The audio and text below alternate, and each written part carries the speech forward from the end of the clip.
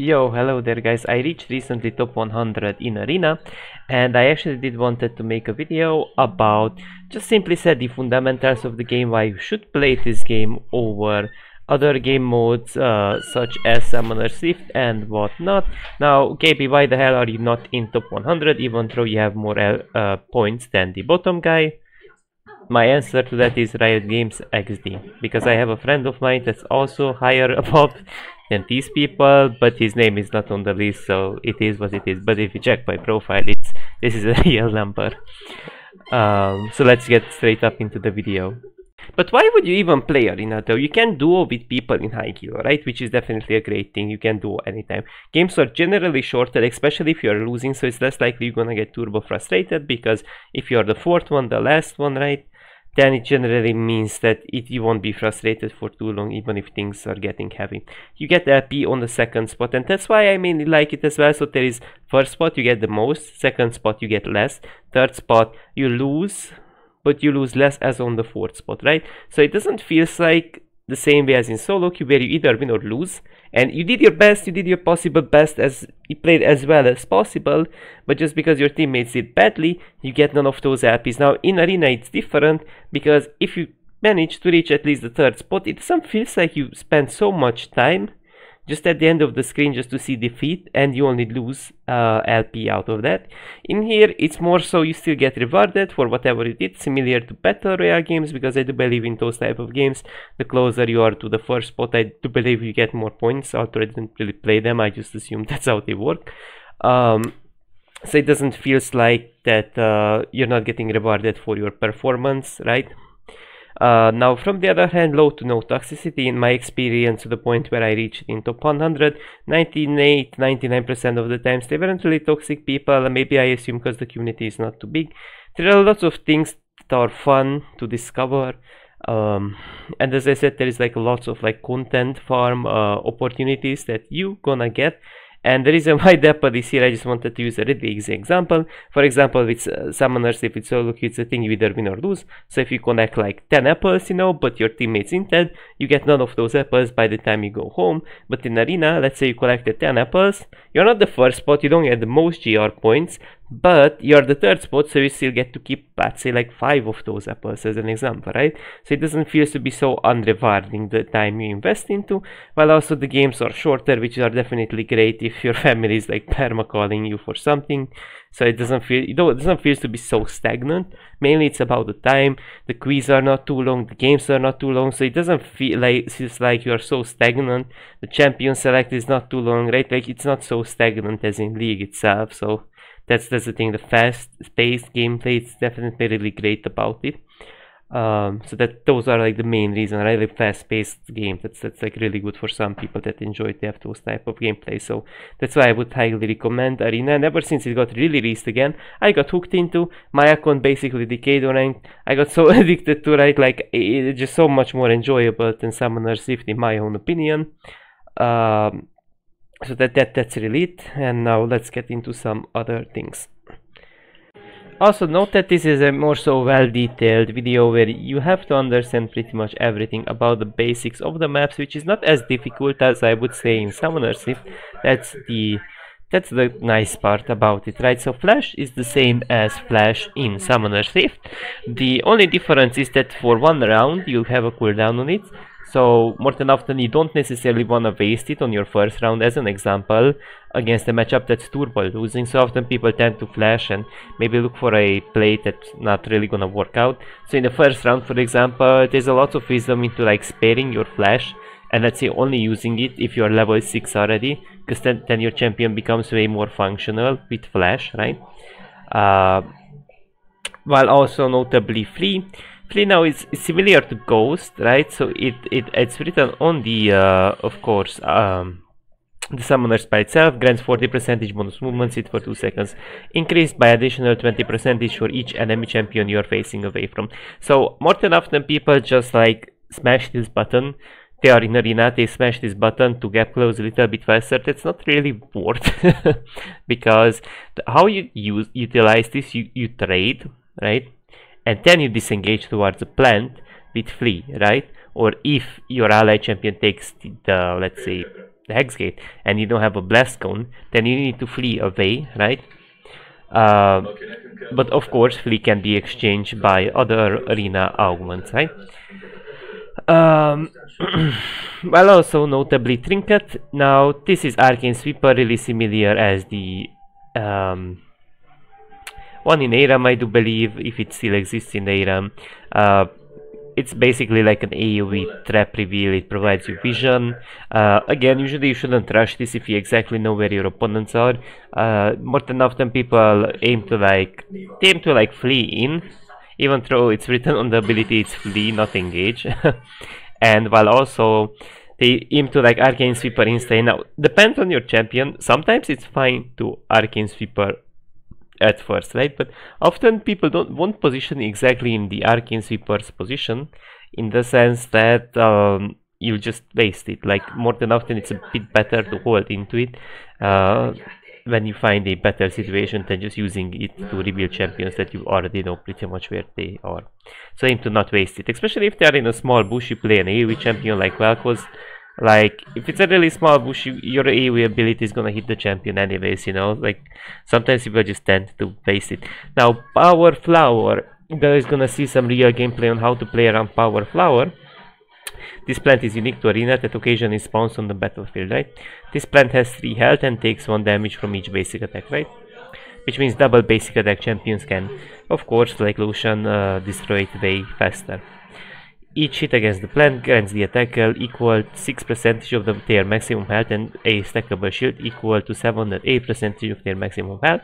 As well, it refunds 20% of the total cooldown of each of their abilities. Now, notably, there is... Now, I will go a bit off the subject. There is a Guardian Dark item that gives you 25% more value out of this, which generally allows you to really smoothly reset your ult, but that's another subject for now, just so mentioned it.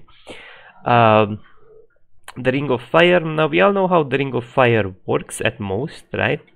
Enemies caught outside of the ring take true damage, right? Equal to 6 up to infinite percentages, right? And are also inflicted with Grievous Wound and Anti-Shielding, right? Similar to Grievous Wounds from like Mortar Reminder and Anti-Shield, of course, from Serpent's Fang. Stacks will wear off and effectiveness resets once the target moves back inside the ring, right? Burn damage will not reset nor be dealt if the target is invulnerable or at the minimum health threshold while outside of the ring, right? The burn damage can be mitigated by shields. The burn damage is applied even to untargetable units, which means yes, if you play Yuumi, you're gonna be cooked even though you're attached to an ally. Now, some things you have to understand about the map. So there is a new terrain called Deep Water, right? A new terrain type unique to the arena. It presents on the battlefield and behaves like terrain without blocking the vision radius of units, right? This terrain counts as a river element for Kiana, so she can get her like route queue, right? But not many maps will provide her a route queue, so that's also another notable feature. Now, hex gates will spawn around the edges of the battlefield in certain rounds. Champions can interact with these gates to initiate hex gate warp, and after a brief delay, dash to the other side of the gate. Now, fun fact, the only thing that can stop the hex gate is what? Camille's ult. Camille's ult is the only thing that can cancel hex gate. So if you ult someone with Camille and they hex gate, they bounce back. That's the only thing that actually counters the hex gate escape. So it's generally speaking really useful. You are untargetable and unable to act, of course, but it's generally speaking really useful against champions that want to all-in you. Like, let's say, 2 really good examples I'm gonna tell you guys. Like, if Olaf and Nasus rushes towards you with his ult and you're a vulnerable Ashe, you can hex gate away and then you're not in trouble because they ulted and they may just even waste their ultimates, right? So it's a really good tool to outplay people. So if you are a ranged poking champion, usually you wanna hug the gate because that allows you to escape, poke and escape. Now, often people try to be a bit more tricky and engage on you with hex gate, which does happen, but then you also may get an all-in angle, right? If you're a mage. Now the other notable thing is that they may also choose the location where they're gonna dash, of course, so usually around the end you should use it, so your landing location is less predictable. And the hex gates, of course, have 12 seconds cooldown, so soon you guys gonna see real gameplay usage of using power flower properly and the hex gate. Now in here I have a really good example. As I said in the first round, if you have a really shitty matchup, say you face Pantheon and Set, and you play something like Kha'Zix, even in long term especially, you won't win this, just because Yuumi has like no fighting power compared to these two early game monsters.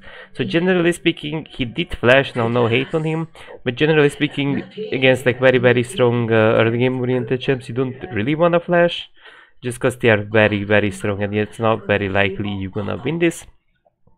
But that's whatever. Let's move on to the next round. In the next round I want to showcase you guys some really good gameplay usage of the hex gates and of the plants, right? So generally speaking, as much as possible, if you are not winning, you should aim to stall and poke. So how this works, you get your combo off, then you disengage, then you rotate towards the next plant. And now I know this is a very specific example of Yuumi and Kha'Zix, but more than often you'll find yourself in a situation where you don't win an all-in. So what do you want to do? You don't dash in, you want to trade, then dash towards the plant. So if you play a certain champion that's able to, so you can even use blast cones, of course, right? Even if you don't have any type of disengages or dashes or hex gates, whatnot. But even so, like, you should always aim to like trade and rotate into plants, as he did, right? He threw his W basic attack off, right?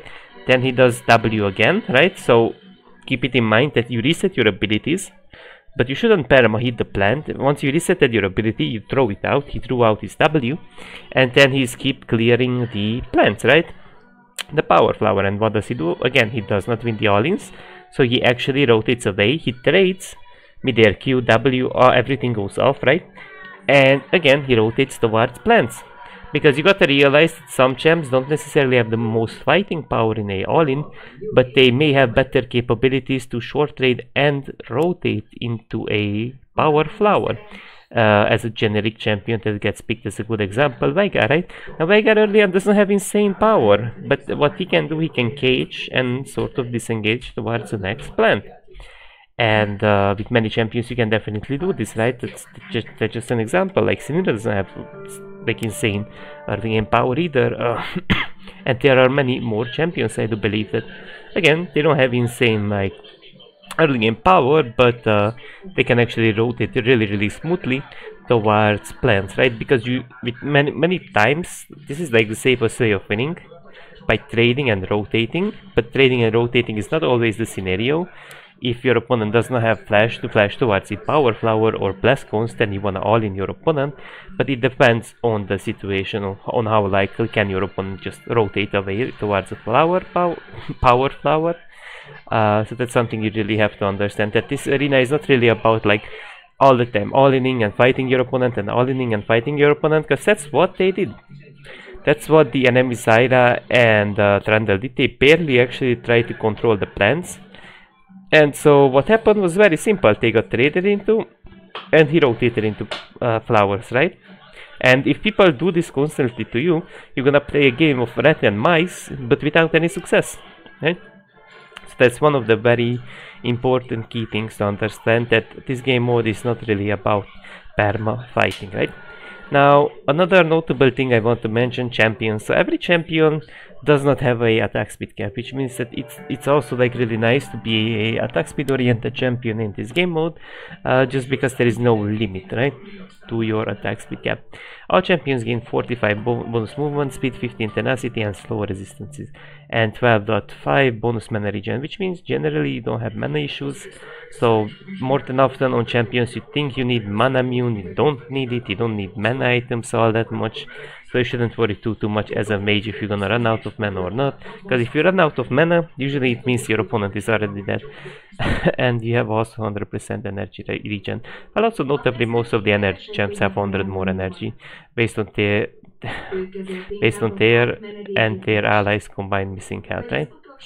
If a champion has been immobilized for 5 out of the last 7 seconds, they will be cleansed of all crowd control and they gain 3 seconds CC immunity, basically all absolute. Now critical strike bonus damage is also increased by 15%, so that's also another notable feature to watch out for. And melee champions gain 150 to 1250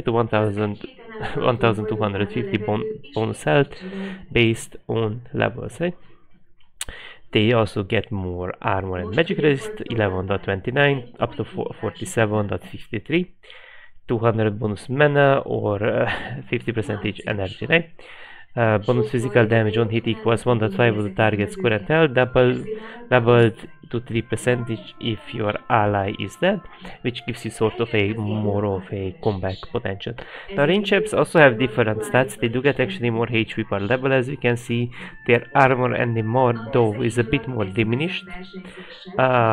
They also get the same mana and energy value, taking 20 movement speed, as we can see, 20 ability haste, and again the same passive as melee champions.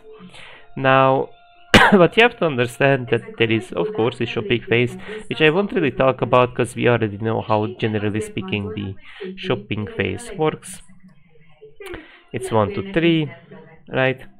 Then it's 4 to 6, 7 to 9, 10 to 12, 13 to 15. I mean, we can see on the upper part of the top HUD that when the shopping phase arrives, right? So I don't necessarily have to talk about this because there would be just too much nerding, right? Now, okay, we already know also, of course, like which opponent you're gonna fight by just looking at the sword, so I don't think so there is too much explanation needed in here. There is of course a shopping phase, which I will shortly talk about as well, again about some map exclusive items and which one should you go for. Basically I want to talk about all of the guardian items, so right now we'll actually just jump to items and you'll understand them better how they work. Alright, so let's talk right now about the new map specific items, such as Atmos Reckoning. Now Atmos Reckoning is something you generally don't really wanna rush. It does provide you 20% critical chance, 800 HP, and you can also get from 0 up to 30%, up to your 30% based on your bonus health critical chance, right? So if you have like 300 more HP, you can get 300 critical chance. So why, when, and who exactly should you build this item on? This sounds like a oddly specific item. Just think about it. Which champions would love to have some crit? Because in total you can get 50% crit, and also notably you can get some crit augments in the arena from the augment section itself, which you could combine this item with champions such as who? Mundo, Cassante. I just said 2 examples. Now why Mundo and Cassante? They both love to have extra HP, right? And from the other hand, they can really quickly reach that 30% crit chance benchmark, right? And that usually means that a champion like Mundo that gets a lot of AD from his E, he would love to have some crit chance, 50% crit chance, right? Same as Cassante when he goes in his all-in form, all out form, my bad. He does get a lot of physical damage, and dealing a lot of physical damage combined with crit is definitely a great thing. But also notably, as we discussed before, crit damage is also buffed, so more than you're gonna get like more than enough value out of this. Mainly you wanna build it though in the later stages of the game if you wanna have some extra damage. Along with Titanic Hydra, that's also a good DPS oriented item. Now some people would say this is very similar to Titanic Hydra, so Gaby, what should I go for? Atmos Reckoning, Titanic Hydra? Well, now I noted the Titanic Hydras, it provides less HP, it provides some base attack damage, right? It provides bonus attack damage. You can build them, arguably both of them, on a set, right? Set also loves this item, right? Depends on some champs, you could get both of it, right? So you gotta realize that this does have a shockwave, right? So there's like an AoE behind the champion you're gonna hit, right? And so if most of the comps are melee, I would say Titanic might be a little better than But again, it really depends, because Escusante, when you ult someone, generally they're gonna be a bit more so separated from the enemy champion, which means you won't necessarily get all that much AoE value from Titanic Hydra itself. And then I then I would recommend a little bit more Atmas Reckoning, right? But let's move on to Bloodletter's Curse. So what does Bloodletter Curse allow you to do? Decent stats overall, 70 ability power, 15 ability ace, 30 armor, magic resist. So this really looks like one of those like bruiser items, right? Bruiser mage items. Very similar, of course, to Black Cleaver itself. It's basically AP Black Cleaver. Dealing magic damage to the enemy champion, applies a stack to them for 6 seconds, right? Stacking up to six times. Each stack inflicts 5% magic resistance reduction up to 30% at 6 seconds.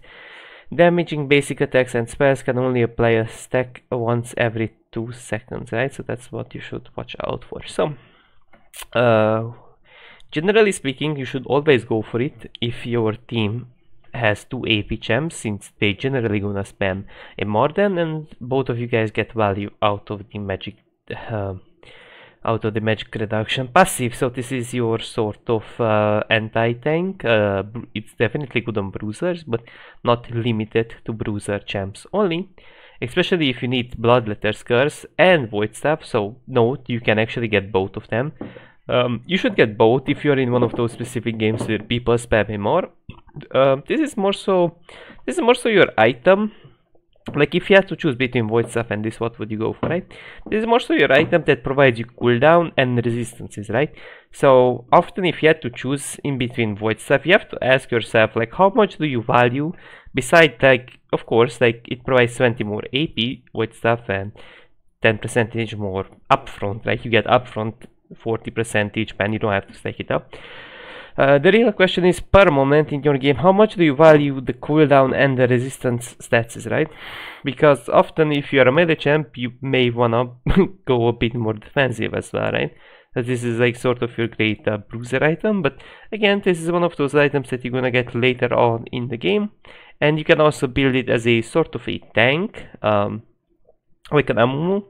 You still deal your HP based damage, because it often helps to amp, like you can just buy it as a damage amp for your allied champion, right? Sort of like a Black Cleaver, very similar to a AP Black Cleaver. We're gonna talk about juices as well, but for now we talk about items. So Ghost Crawler, Mr. Underrated. These boots are super underrated. The reason for that is that you got to know how to use it, and it doesn't give stats beside mobility, but mobility is very strong, because a lot of people complain about that annoying W spamming Ash, right? So Ghost Crawler active and Kane's E Shadow Step are the only 2 effects in the game that grant you the ability to ignore terrain collision, right? So it's very, very similar to KNC. The item name directly references the former rioter Greg Ghostcrawler Street. Okay, who would have thought? So, become ghostly for 6 seconds, ignoring terrain collision until you basic attack or cast an ability. While inside the terrain, gain 300 bonus movement speed. So, if you are, for example, a Renekton, right? He struggles, he sucks ass to engage, right? I just said an example, right? His engage is quite shit. You can't really engage into Nash and Twisted Fate, as I just said, 2 poking champs, right? 2 examples of poking champs in Arena. That's very annoying to deal with, right? Ash champs and whatnot. Now this Ghost Crawler allows you to ult. So generally speaking, if you have like a buffing ability, like Renekton Sword, you wanna Renekton Sword, stack up your Fury, Ghost Crawler, right? And you should first of all use a certain ability, right? That you want to utilize in combat. If it needs to be stacked up, right, you need to stack up your Fury, like Renekton Sword. So first of all, you should use your buffing abilities, I would call it that way, then Ghost Crawler. Same as like as Gragas, you want to W first, then Ghost Crawler as another example. And so you can walk through walls, but basic attacking and abilities cancels it. Now note that damage, not CC, but damage from the enemy champs like an Ash W doesn't cancel Ghost Crawler, so you still have time to wiggle around. The only difference between Ghost Crawler and KNC, you don't see through the through the wall, through, like, you don't have like an AoE vision, so that's also a notable thing to watch out for. But it does provide you 300 movement speed, which is quite insane, only in a 30-second cooldown. So this is the type of item we want to get if you like the hard engage. So if you're playing, as an example, a Renekton, whatnot, champions that generally struggle to engage Karen, right? And you lack that form of engage, you can't engage into these annoying poking champs like Ashe and Siren and whatnot. This allows you to have a lot of mobility, gap close through walls, because right, that's where they will cover, and this will just simply allow you to engage on champions that can't already engage. But champs like Malphite, on Malphite you probably don't want to go Ghost Crawler because you already have your engage, so it really depends on your champ. But champions like Poppy, Cannon also love this item. It really depends on your champion and on the game you play in. So Hellfire Hatchet, now this item is generally not recommended to get it early on, just because like lethality is scaling on it. Omnivamp is more so a scaling thing as well, while also notably the basic attacks on hit. It's basically it should be imagined as a Liandry, as a AD Liandry. Basic attacks on hit and ability. Hit against enemy champions, heal you for 2% of the target's current health, and apply burn that deals 2% of the target's missing health. So note that this will deal more and more damage depending on how lower they are on their HP bar, right? It has a 12% bonus AD, 10% AP scaling, right? And it does, of course, physical damage over 4 seconds. So you can build it on many champions. It doesn't matter if you're melee or range. Generally speaking, this is recommended into tanks more so, especially in the later parts of the game. But if you do have a lot of AD and you're a range poking champ like Ezreal, you can still go for Hatchet, definitely. So it's not only specifically into tanks. You can build it on a Ashe as well as on a poke Ashe. It's not really like specific only. It's also like specifically anti-tank only, because it can also like insta-stack, like Hellfire Hatchet can also insta-stack on a poking champ. Black Cleaver as a good example, so it does synergize with some items like Black Cleaver.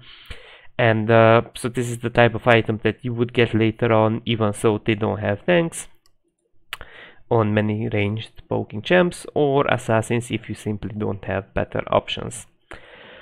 Now let's talk about the other underrated item, Perplexity. So this is the type of item that it's a bit weird, right? Because how come it provides armor and magic penetration at the same time, 70 ability power, 8% movement speed, right?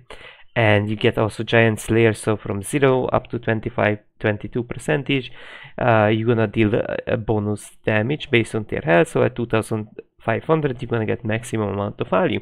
So this is your hybrid Guinso, right? If you go Guinso, then you would love to have Perplexity, because this is your hybrid build. Like this is made for hybrid build anti-tank item, right? So if you go for a hybrid Guinso, like Guinso Rageblade or some type of Hex Gunblade, right? Like you sort of want to go for Perplexity if your champion does deal both physical and magical damage, like Kai'Sa, Ezreal, and so on. In case you have sort of a mixed, right? Like your champion does sort of mixed damage, while also you want to deal quite a nice amount of damage into tanks. It has a Giant Slayer passive, right? So generally speaking, more so on a Kai'Sa you wanna build this item, right? If you go hybrid, so generally speaking on hybrid, like Varus champs, right? Champs like Varus, Kai'Sa more so, I would say, over Ezreal, right? But you guys get my point. Hexen Gunblade is the old Hextech Gunblade. Really good item, of course. Now of course the lightning bolt is not considered as a projectile. There is no cast time on lightning bolt, and it will not interrupt previous orders within range, but it will cause the user to turn towards the target when not compelled by other orders. This counts for direction facing effects such as Mocking Shout and Petrifying Gaze. So notably you should be careful with it, because you may just like Gunblade into a Cassiopeia R, or for example a Tryndamere W. Generally speaking, when Tryndamere does actually use his W, so they usually E and then they W, that's when you should turn back with Gunblade. So you should be careful like how you use Gunblade, because it moves your character in a different position. Now Gunblade is generally speaking a good item on hybrid champs like Kayle, Kai'Sa, Katarina more so, Akali more so, right? Akali loves it, Katarina loves it. It gives 50 attack damage, 100 ability power, so we can see this is a hybrid item. 15% Omnivamp, of course, and it also has from 175 to 253 based on level damage, while also notably it has a 30% AP ratio. And so the great thing about it is the slow itself. So if you play Katarina, it's definitely nice to have an extra slow, so people can walk out less so smoothly out of your ult, so you can get more ult ticks off. So Katarina is the prime example where you really want to have this really nice item. Rite of Ruin, so this is your Skarner item, right? More than often you will see this on Skarner. So it provides you, usually you want to go for this specifically. This is some removed content, okay. Pox Arcana. Alright, so these are some removed content. So Rite of Ruin, 60 plus 60 ability power, plus 20 abilities, plus 20% critical chance. Unique red entering. Casting an ability grants 2.5% critical chance for 6 seconds, up to a maximum of 20%, so you can have in total 40% crit chance. So usually this is the type of thing you can actually build on mages that get a crit augment. That actually, like for example, there are two options. You get the augment that allows you to crit on abilities, which generally means you want to get Rite of Ruin so that you can actually get more crit and more crit, so that will allow you to crit more often, right? Or there is the other augment that actually provides you 50% bonus damage on ticking abilities and items, while also it provides you 20% crit chance. So you generally want to get Rite of Ruin only if you get a crit augment. Otherwise it's generally not recommended on most of the mages. Now note Salvage the Wreckage. Abilities have a chance equal to 100% crit chance to grant you or your targeted ally a shield that absorbs 70 to 210 shield based on your level, while also it has 30% bonus AD and 20% AP damage for 3 seconds, right? So again, this is just Skarner mainly. Sometimes you see it on Karma, but generally you only get it if you have a specific augment to combine with it. Otherwise it's just not gonna be that great. I mean, I've seen it sometimes on Senna, but there are not many champions that go AP and crit at the same time, so it's just more so augment dependent overall. Even so, Senna has some other great items as well, so it's really questionable. It's a weird item that you only want to build it on with champions with very specific augments. Now Spectral Cutlass is again one of those sort of underrated items. So it provides you a high amount of flat attack damage, 70-21% lethality, so you can do really interesting things with it because you mark your current location and after 5 seconds you will blink to the marked location, right? So you can do interesting things if you play Skarner. You can use the activatable, then you can time your ult to a Nunu ult in your ally. You can do some for fun things with this, such as like you can like ult someone as Skarner, and by the time you arrive back, Nunu will ult, right? So you can time a Nunu ult with a Skarner ult into Spectral Cutlass, right? So you're gonna pull back the target into your exact location, which just simply allows you to, go for some fun plays. This is the type of item you generally wanna build on champions that, of course, do scale with lethality and attack damage, while also notably they can go in, but they may not have the best escape. So with Rengar, you have a W, but then you don't get your empowered Q off, right? So it really depends on the situation, right?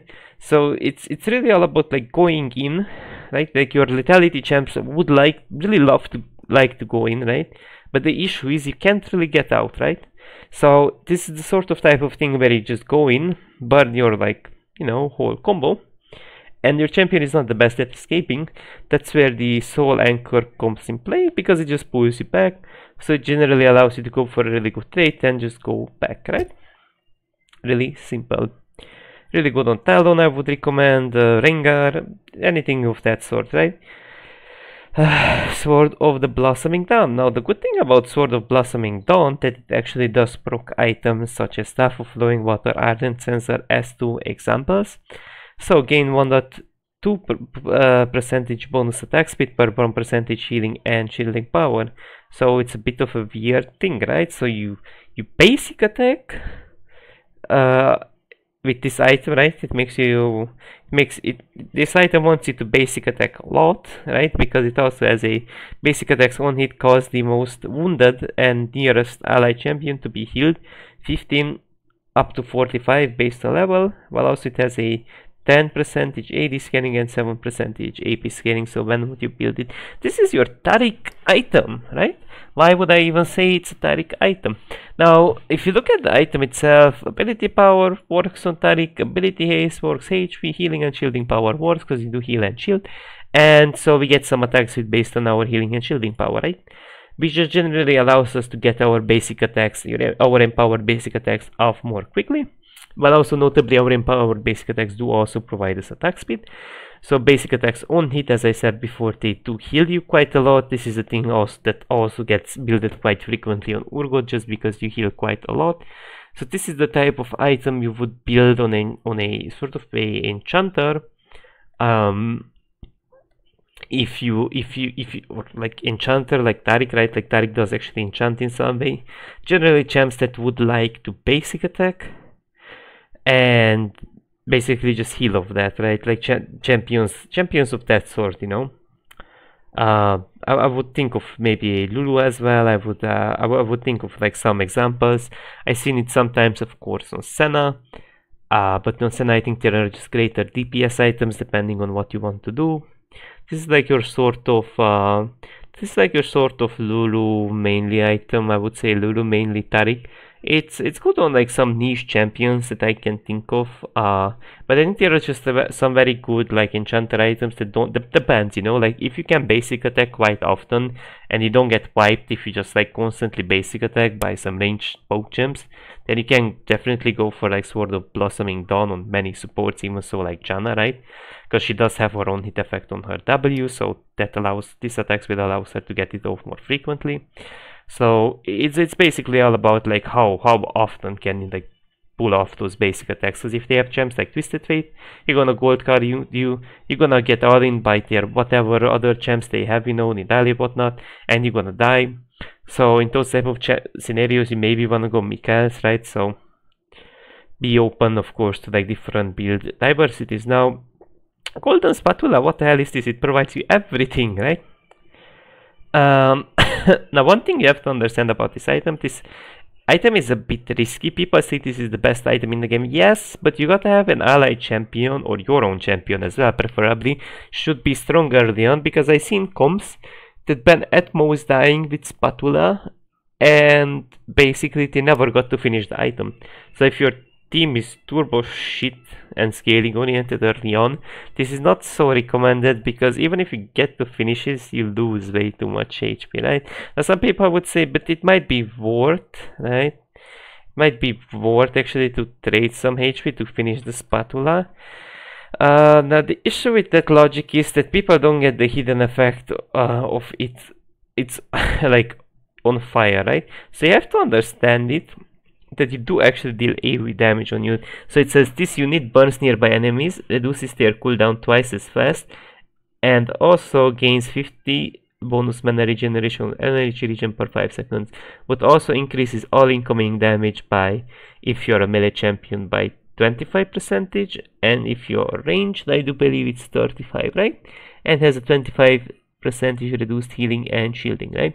So yes, you're gonna have the item, but you're also gonna be more vulnerable. Now the upside is that you get magic resist and armor, so it's not the end of the board, but you also gotta realize that you have less healing and shielding power, while also you're way more vulnerable.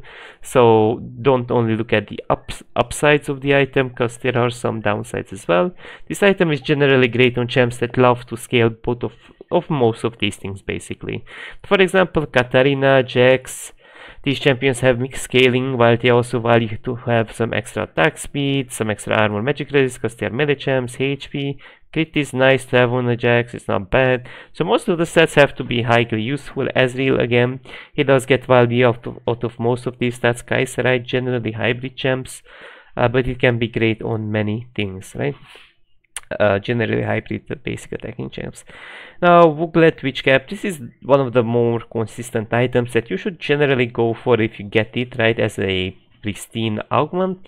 Now Uglet's Witch Cap gives you 300 ability power, 20 abilities, 500 armor, and so if you have your base item already, right, your Guardian's Orb, and you finish this item, you're gonna have over like 500 AP if I remember correctly out of a single item. Now generally you can rush it. Some people say you shouldn't rush it because you combine it together and it's a scaling oriented item, but I would say both Rebadad and Zonye can be decent components to get Uglet Witch Cap, and if your champion scales really nicely off Uglet Witch Cap, you could second or even so first item it, ideally second item it.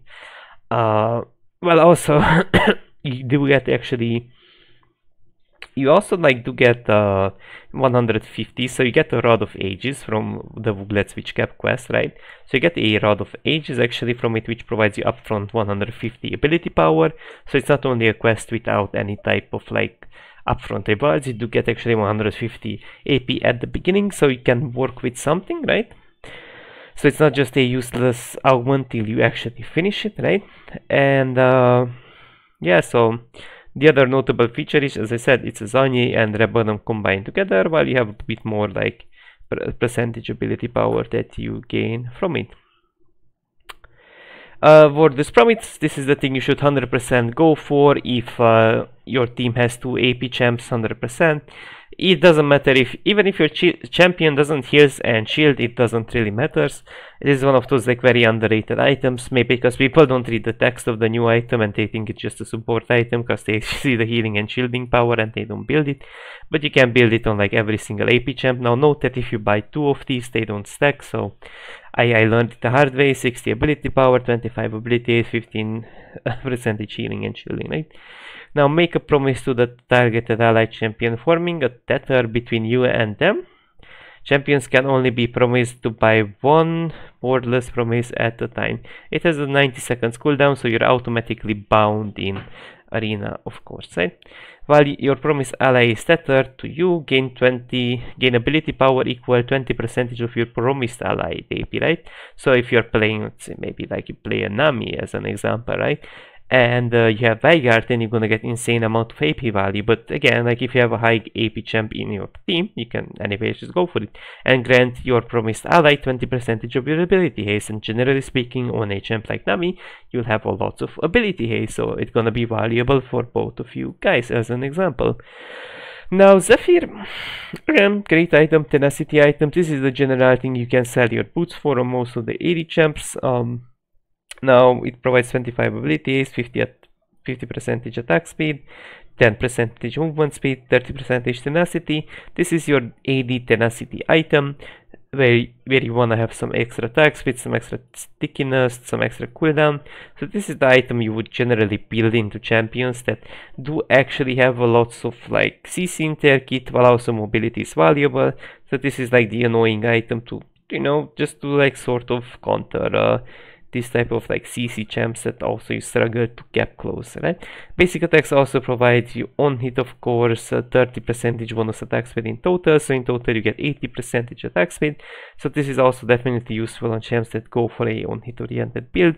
Just in case you need some tenacity, some extra mobility, this item is your thing, so I would say definitely go for it. But mainly more than often you want to build it for the tenacity, because like there is Phantom Dancer as well that does provide more mobility, does provide crit, does provide more AD, does provide similar attack speed. So for only attack speed purposes it wouldn't necessarily be the best, in my own opinion. Now I think we did talk about all of these new iconic items for the map, right? These exclusive items.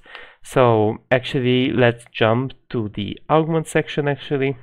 Now let's talk about augments. There are different tiers of augments: silver, gold, prismatic. Now you should know which augments in which tier do they belong, right? And also don't look at internet tier list more than often, they won't work, just because like you can play a very specific champion in a very specific game and you got to adapt with your augments to game, so it's kind of useless for you to actually look at websites at most. But some of the information of course will be correct, but I would always love to like judge it. I would always like it more if you judge it on your own. Now you gotta know what do you wanna roll for, right? For example, if I'm in between the gold augments and I want to get slap around. I won't find it in the gold augments. You need to roll for it in the silver augments. So you need to know which are game winning augments for you, because they synergize or allow to have a different playstyle in your game, because some of the augments do actually synergize really well with your champion, or they are generally speaking really strong augments, right?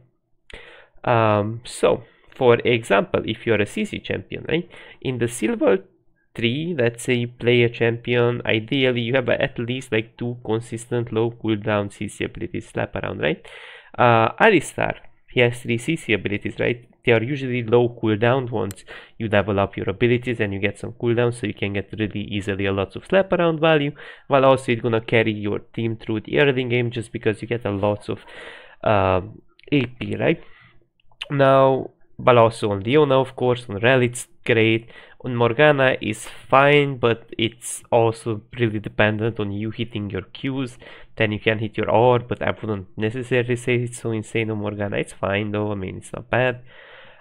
So those are like generally speaking CC champs like Galio, right? So on those type of champs you wanna get slap around instead of wishful thinking, because wishful thinking gives you upfront 70 ability power, but you gotta remember that often you're gonna face durable enemies, and it's better to get infinitely stacking 30 ability power, because note that if you AoE CC the enemy team, then you're gonna get double stack. So if I, for example, taunt 2 of the enemy champions as Galio, I'm gonna get 60 ability power, which is almost as much as wishful thinking, right?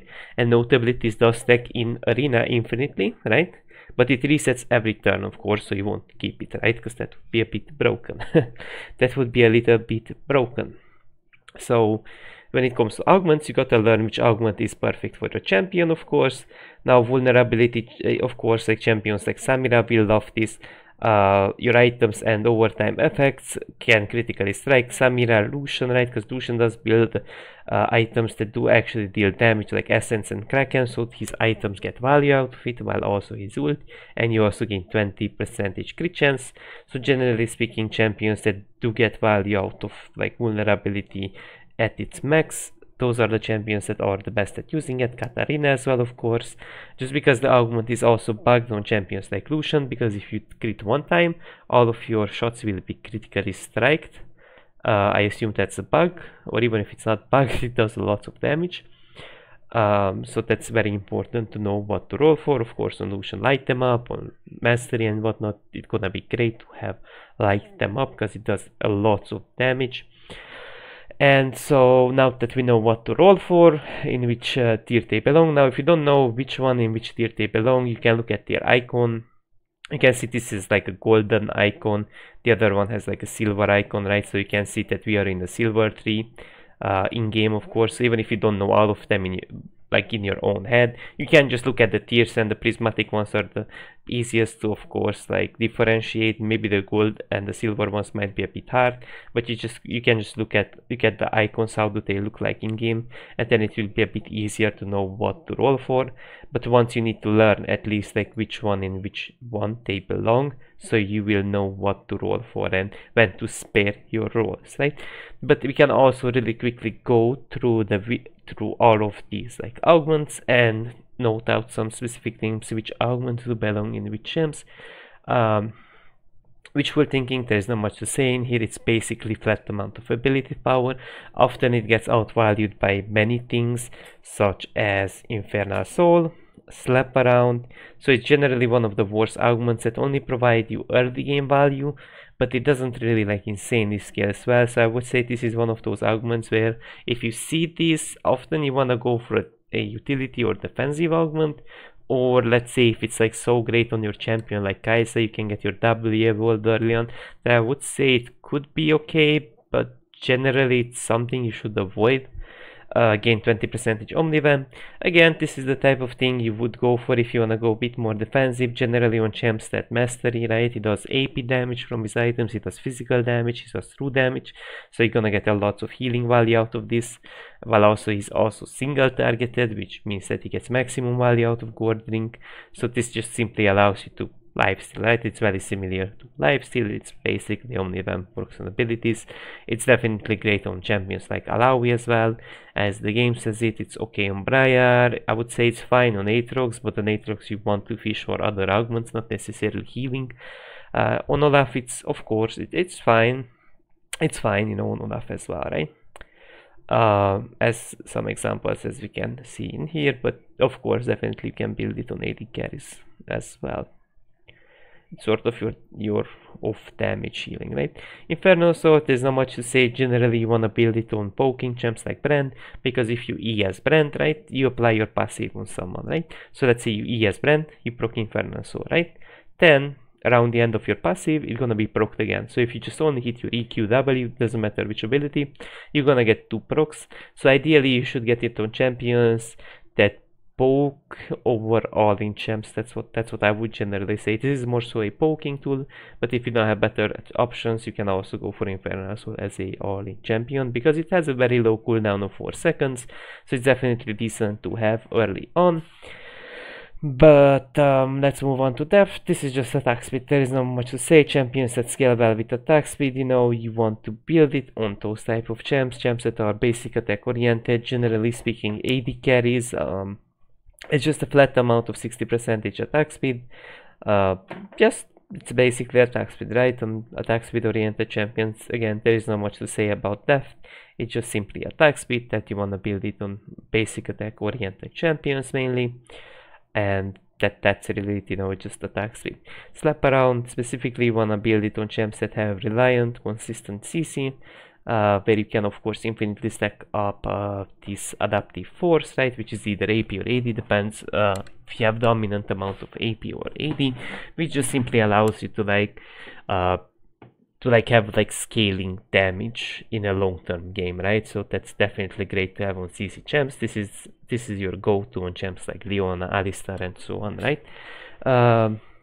Executioner is generally not great. I mean, you deal 15% damage to enemies below 50% health, which is not a lot, and it's like it's only specifically under 50% HP, right? It's a bit more so limiting. Now you do reset your basic abilities on takedowns, which is sometimes nice to have. I don't say that's necessarily bad, but basically often when you kill one of the opponents, the other one shouldn't be hard. So this is just one of those like weird augments, I would say. And this is just really great on champs that have strong base abilities. I wouldn't necessarily say Talon is so good at using it, or Eve, but I guess it's there for some reason, right? So it provides you a bit more execution damage, as you guys can see, definitely. And it resets your abilities. I would say on Veigar it's definitely good as it's shown, of course, and not all of this information gonna be false, of course. I'm saying that it's definitely fine. But it's basically on champs like Fizz, right? Like if champs that have like definitely like strong, they wanna execute someone and they have like strong abilities that they sort of reset. So if you really wanna go in and you say you're gonna lose some degree of HP on Fizz when you go in, you could just reset your E in no time. If you get a wipe, you can wipe one of the opponents in the enemy team, then just use E again to dodge a certain thing from the other opponent. So it's sort of the type of things that you want to get on champs that kind of like want to execute, kind of like want to get that reset, right? Heavy hitter, again, your attacks deal additional physical damage equal to 5% of your HP. This is generally a Xanth, a Scion, you know, generally on champs that deal physical damage, generally Mundo, right? Mundo is here as an example, right? Generally speaking, champs that do stack HP and they sort of want to have a bit more DPS. Xanth as well gets attack speed from his ult, gets already attack damage, right? Heals of damage dealt. So this is generally your tank option, right? You get it on tanks mainly. Now you could also arguably get it if you are a on-hit oriented AD carry, just because it's still gonna, even though the value won't be high, it's still gonna be decent, not less.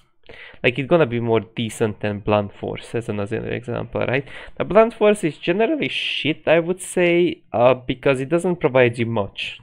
It provides you 15% bonus attack damage, right? So if you have like 100 damage, you're gonna get 15 more. If you have 230, right? And the issue with this is many of the augments just are simply better. either because Ocean Sword is broken and there are just like simply better augments out there like Ocean Soul as a defensive option, or there are just many contract killer. You get 350 gold, you deal 20% damage to a single target, light them up. So there are better either a utility oriented augments or B damage oriented augments. So some of the augments are just shit and bait, I would say. I mean, I would argue maybe Jin is the only champion you could get blunt force on, right? Because it gives 50% damage. But there are not many things, just because there are, again, like many things like Dematerialize. If you get 2 takedowns, you get 40 AD, which just generally means that, for example, if you have, say, like, as I said, like 50% of like 200, it's like 30 if I'm correct. I'm gonna type it in Google, I'm not sure, but I think I'm correct on this one. Wait, it's reverse. My bad. It's like 30 if I'm...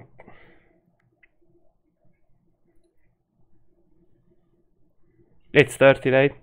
And out of like Dematerialize of 2 kills, you already get 40 AD, so you're gonna get like constantly ramping up AD out of Dematerialize. So there are many better options. So generally it's a bait augment. Maybe if your other options are like insanely shit on your champ, I would say go for it, but generally it's not great.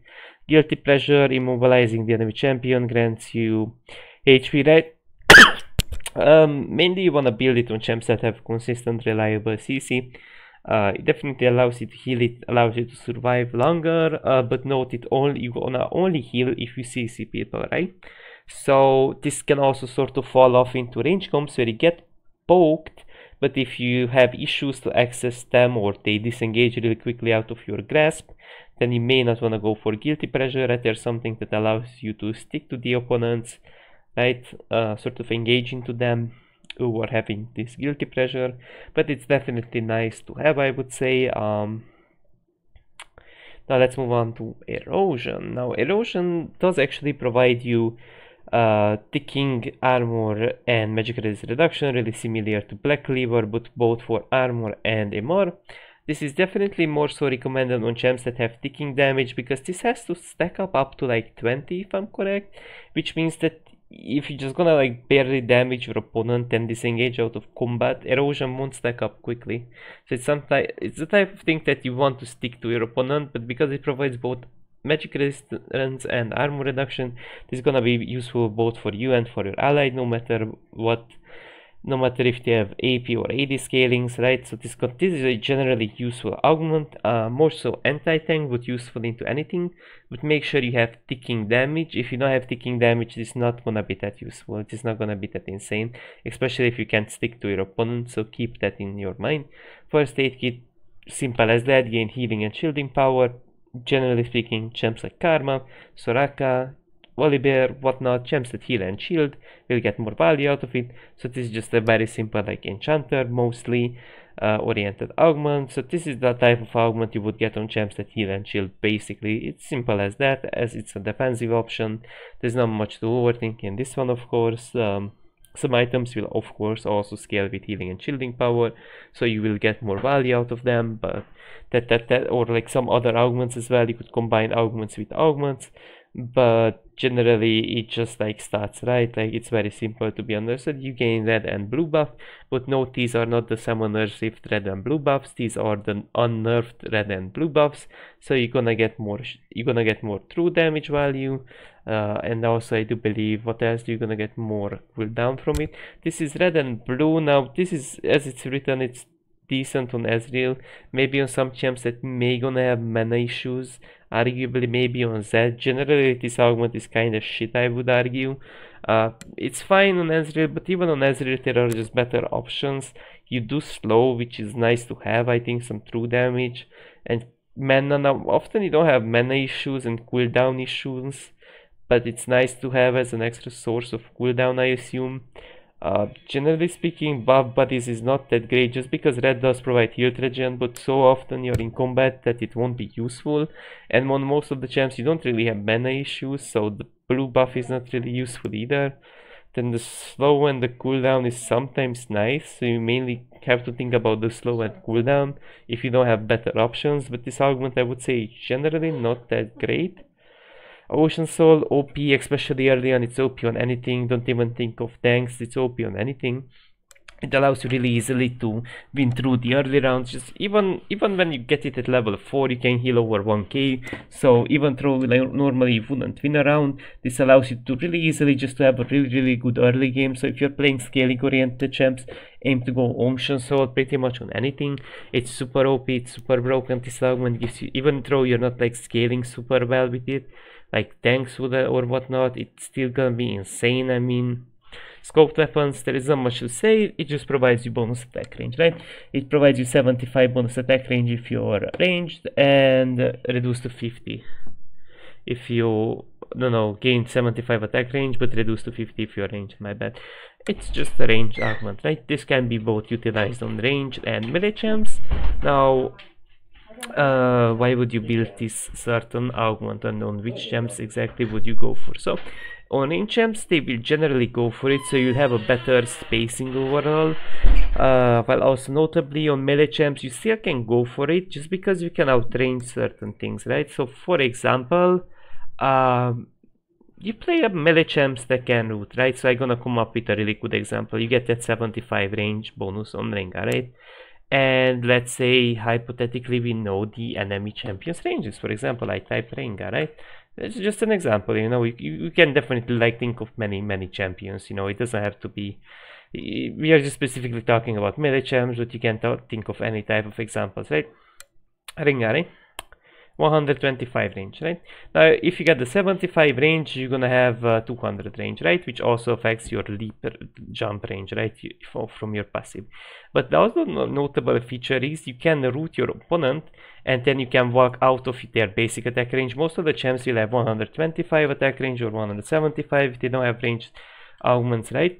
Which means with 200 auto range, if you root them, you can actually outrange them and go for free basics. Or let's say if you play a melee champ and your ally champion can root, you'll be able to actually like swing in free basic attacks, meantime they cannot reach you. So it's also decent, it's also great if you watch out if your ally champions have some sort of form of CC.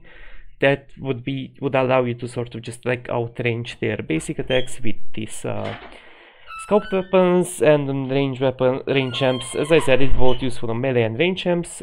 This is also definitely great on champs like Mord or on many champs, because like some champs would struggle to sort of like kite you out. Just because like your stickiness is way better if you have Rally on more, just as an example. So this is the type of thing that just allows like Renekton to more smoothly connect his EW, right? Like it's your general like have a bit more range to like work with, right? Shadowrunner, after using a dash, blink, or teleport, or exiting stealth, this doesn't count towards bushes, of course. You get 300 bonus movement speed. This is really useful into skill shot champs where you sort of want to dodge their abilities, you sort of want to have this mobility. So this is generally useful on champs. Of course, it's fine on Pike, but I would optimize to get damage on Pike instead, because mobility you have quite a lot. But again, you could get it on Pike. Furite's decent, Vayne decent. If it works on Kalista's passive, that would be interesting. I don't know. On Kiana it's fine, right? So generally speaking, any type of champs that have dashes, right? That have multiple dashes preferably, that want to have this extra mobility, preferably into like either A, to get out of the grasp of melee champs, or B, to sort of dodge abilities. So for example, you play Fizz, you have 2 dashes, and you can play more smoothly around melee champs that you want to short tail into, then sort of get out, and this is your get out is 300 mobility, right, from Shadowrunner. So this is again definitely great to have. Just mobility, right? Definitely really great gap close. So your flash has 3 ammo and 2-second cooldown. So flashy, on which champs is it great? Twisted Fate, Gragas, any type of flash abusers. Why? Anything really. Now I don't know why is Vel'Koz and Serat and Zoe here, but I guess like Serat can E-flash, I guess. But I don't know why are they specifically here. Some of them are just mages.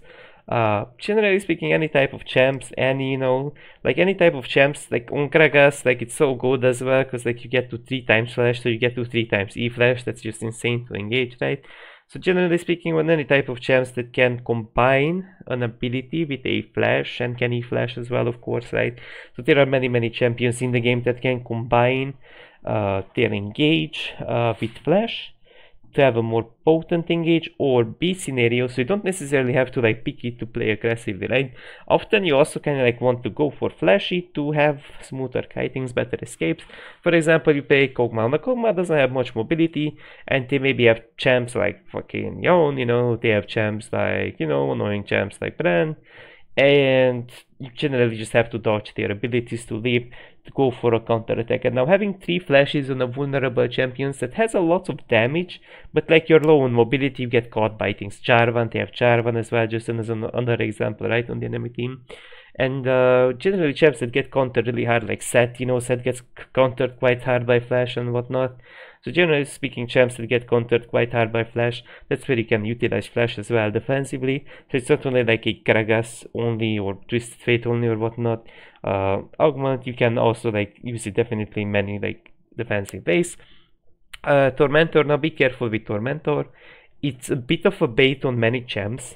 Champs that have unreliable CC like Tahm with long cooldowns, just because like the thing is like you gotta like keep, right? You gotta keep the ticking damage on your opponent. So for example, you have infinitely stacking 0.8% damage, right? Which stacks infinitely, right? And so the thing about it that it's nice, it's definitely great on champs like Alistar, Leona, because they have low cooldown CC. So note, it only lasts 5 seconds, right? So champions that can reapply it before that 5 seconds expire, and they have consistent ways of hitting their abilities as well. So some champs like Tahm, it might just be a bit of a bait, right? Because like you got to be very consistent with reapplying it on your opponent like Leona or Alistar does. If your champion is not consistent at doing that, it's not worth. It's like Sejuani. Like Sejuani is there. I don't say it's bad on Sejuani, but even on Sejuani it's not worth. Just because like your on target cooldown on your E, then your Q has a very long cooldown as well, right? But if you don't have a better option, definitely you can go for it on Sejuani. But on some champs it's bait, even on honest bait, because you can't consistently maintain it. So you gotta maintain it as well. It's not enough, because like if you only get like 2-3 stacks out of 2-3 CC abilities, that's not gonna do too much damage in long term. That's the thing. So you gotta ideally have more stacks. Ice Cold, this is not frequently used, so your slowing effects reduce movement speed by an extra 100, right? So usually you want to get it on champs that very sort, like this is just a utility slow augment, right? So what does this allow it to do? Basically some extra slow that's nice to have. So again, it's one of those augments, if you don't have better options, you can go for it. On many champs, like Anivia, like Anivia specifically, it can be fine. Raleigh champs, like we see all of these champs at most are Raleigh champs. So champs that you go Raleigh for, then definitely this can be useful. But only if you're specifically a Raleigh champ or B scenario, you want to have more slow to sort of kite out your opponent. So if you have consistent slow, right, like as we can see in here, like Anivia, the other Raleigh champs do actually have consistent slow. So it also severely depends on how consistently you can slow, then it can be valuable. So it really comes down to like them having sort of this type of melee champs, where you don't have to like go into like a ranged fight, right? Like into the poking champs, it might not be the most insane, because if they poke you from far away, then the slow might not be that great to have, right? So it's more so about like kiting out things, right, or chasing things, right, in some case scenario. But mainly it's really all about like having that extra 100 slow. So basically better escapes, better kitings, better gap close, right? On Nasus it's also interesting to have these just champions that have consistent slows mainly. Typhon, now Typhon is ideally needs to be combined with champs that either have double basic attacks or do build Runaan's Hurricane. So it says your attacks fire a bolt at an additional target, dealing reduced damage and applying on hits. This has a 30% scaling, right? So It's similar to runas, right? But it only bounces to one extra target.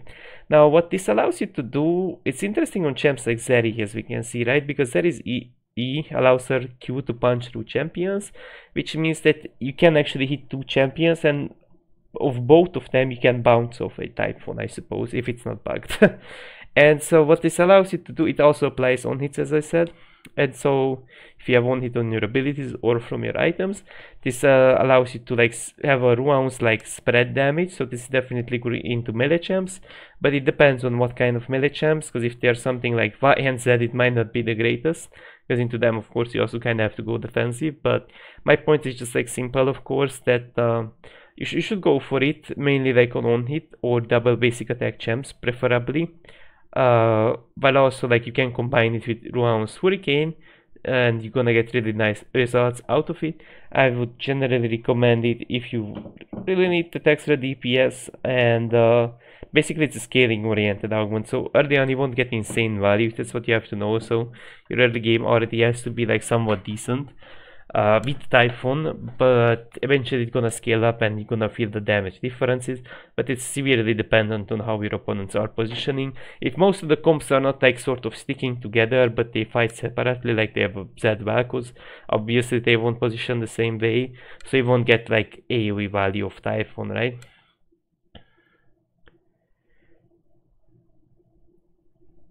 And let's move on to Frost Wrath, right? Every 7 seconds automatically root nearby enemies in an AoE area around you. This is basically a root every 7 seconds. Usually you would go for this on utility champs, I would say. Now to have an extra layer of CC, I wouldn't necessarily go for it on carry champs. Now you have to like sort of layer your engage to the Frost Wrath proc preferably, right? This allows you to have a bit more stickiness and connect your abilities more smoothly.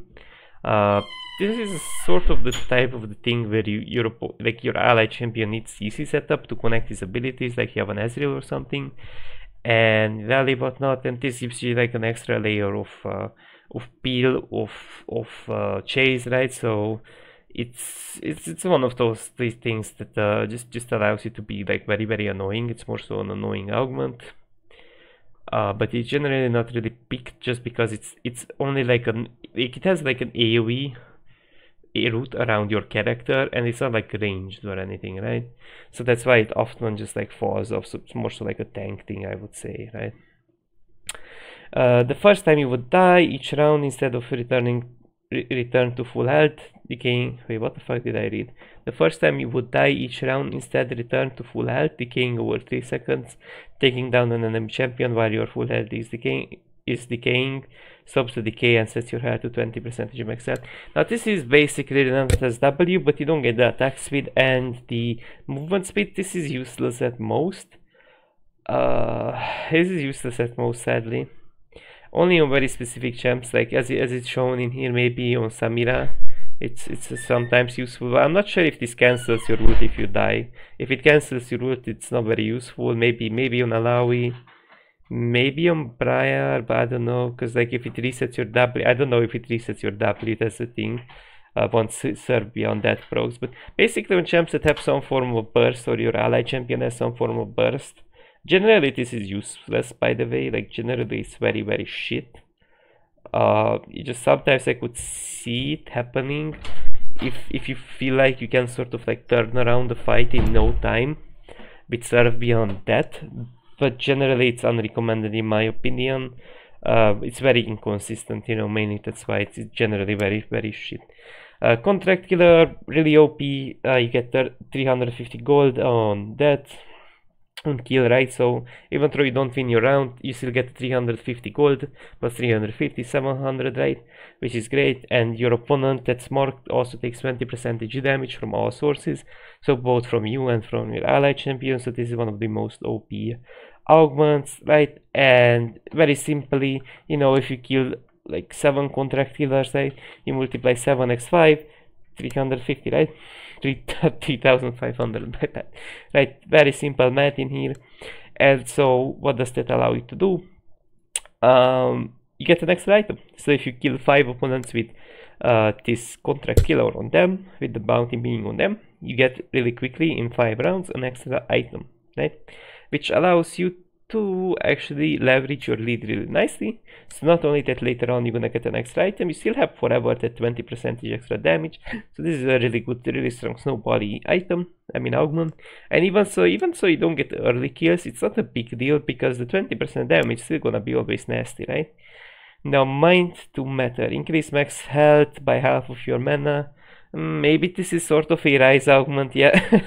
Literally all of the Seraphs users. So yeah, on champions that you're gonna use Seraphs, this can be good, but it's like only a Seraph user augment, I feel like. Or if you wanna go defensive and you don't have other like defensive options, maybe you can go for it. But it's literally champs that go raw and Seraphs, I think, or Everfrost Ludens, whatever, you know, Mage Mythic into Seraphs, something like that. Or at least Mage Mythic. Basically, you're gonna have these extra defensive sets. So it's not as useless as it looks like, it's basically just a defensive augment. Ultimate Insanum Katarina Samira as it's shown. Fiddlesticks Malzahar, it's fine, Nunu. Again, this type of champions that do have actually channeling abilities, they're gonna get insane value out of Ultimate Unstoppable. But of course, even so on champs like Kale, you're gonna get value out of it just because like you ult yourself, and often it sucks to be CC'd when you ult yourself. So that's where it's gonna have like Tushan, again, like any type of champions that sort of have a really strong ultimate, but it could be cancelled. Like Cannon, right? Like how much does it suck when you just get knocked back when you like ult as Cannon, but then it doesn't happen anymore with Fortune, right? This type of champions in general. You guys get my point. Now light them up, right? Every 4 basic attack deals a lot of damage. A lot of damage. So I'm gonna show you guys how much damage is that. A lot of damage. Lol. It's a lot of damage. It's a lot of damage. I hate this fuck. I hate this. So it actually does have a decently high bonus AD and AP scaling, right? And so why are the numbers so small? I remember them being way bigger though. What? Hey, must be bugged though. This must be bugged. Okay, basically it does lots of damage on 4 basic attack, right? I think this must be bugged though. Or yeah, I think it's like misdocumented, but basically what you have to understand, it's great on champions that either they have a high amount of attack speed, generally on hit champs, or champs like Lucian that do have double basic. I don't know why Lucian is not here. Generally, why is Mastery not here? So champions that generally have double basic attacks, or they get like a attack speed steroid like Tristana does, right? So those are the general champs you want to build it on. Adapt, convert bonus attack damage to ability power, gain 10% ability power, right? So this allows you to go for sort of like mixed builds, right? But this is weird because I generally don't even know how to utilize this augment. So bonus attack damage to ability power, right? But that's the thing, you don't really want to do that because most of the AD items don't necessarily fit mages. Maybe Hatchet could be nice sometimes, but most of the AD items don't necessarily fit mages. So I actually do, like, most of the AD items are like Black Cleaver, but then you pen someone's armor and then you convert your AD into AP as an example. So I don't know, like this is always more weird than its opposite version. I don't know how to feel about Adept, because you get a 10% ability power, which is nice scaling wise later on, so that's nice to have, but it really comes down to like which item would you really build on a mage, right? Like that you already have like your mage arsenals, right? Like you have the mage items right in your arsenal that you can build. So this is a bit weird. Like I don't even know what kind of items do you build, because like items like Essence River, right? So you convert your bonus attack damage to ability power, right? But then it's like, okay, I build that Essence River now, but the issue is that, look, I have like an on hit on Essence River, but it scales with 80, so that's a bit weird, you know. I mean, I don't even know like what kind of AD items would you build on a champ, you know, that's AP basically. I think it's just often counterproductive because most of the AD items scales with AD, like Sojin and whatnot. So I think this is just weird, you know. I don't know how to feel about this, you know, in my own opinion. The only item, maybe Gunblade, could be interesting, but that's really it. Fallen Ages, basically Morgana shield. It's also good into AD champs, so just because it's a magic shield that also blocks immobilizing effect, don't assume that it's not good into Y. Often this will win you the game into like Y players, just because there are lots of like Y abusers basically. Then you got kind of have to rush in, because like this is a 12 seconds timer, so you kind of have to like rush in with fallen ages, right? So usually you want to build it against champs that cock block you, like basically you want to engage any type of champion. You don't have to be Talon, Eve, Katarina, whatnot, you know, it can be good on many champs. It's definitely great on Katarina and Samira, especially if they don't necessarily have much AP damage, like destroy the shield, but they have AD form of CC like Sante does, right? Or Pantheon, so they can't really destroy the shield and your ult can go off. Basically, that's the point where it's like really useful, but it can be great on any type of champion. Because it can be at least like considered to be at least an edge of knight even into 80 AP champs, my bad, and this generally allows you to have like a Morgana shield on you that doesn't scales with AP, so that's also something to point out. But it's just the type of thing that allows you to like force all lanes into CC champs, into like a CC peeling champ, right? But let's jump down to the clothesline. Clothesline is like a tether that you bound in between you and your ally.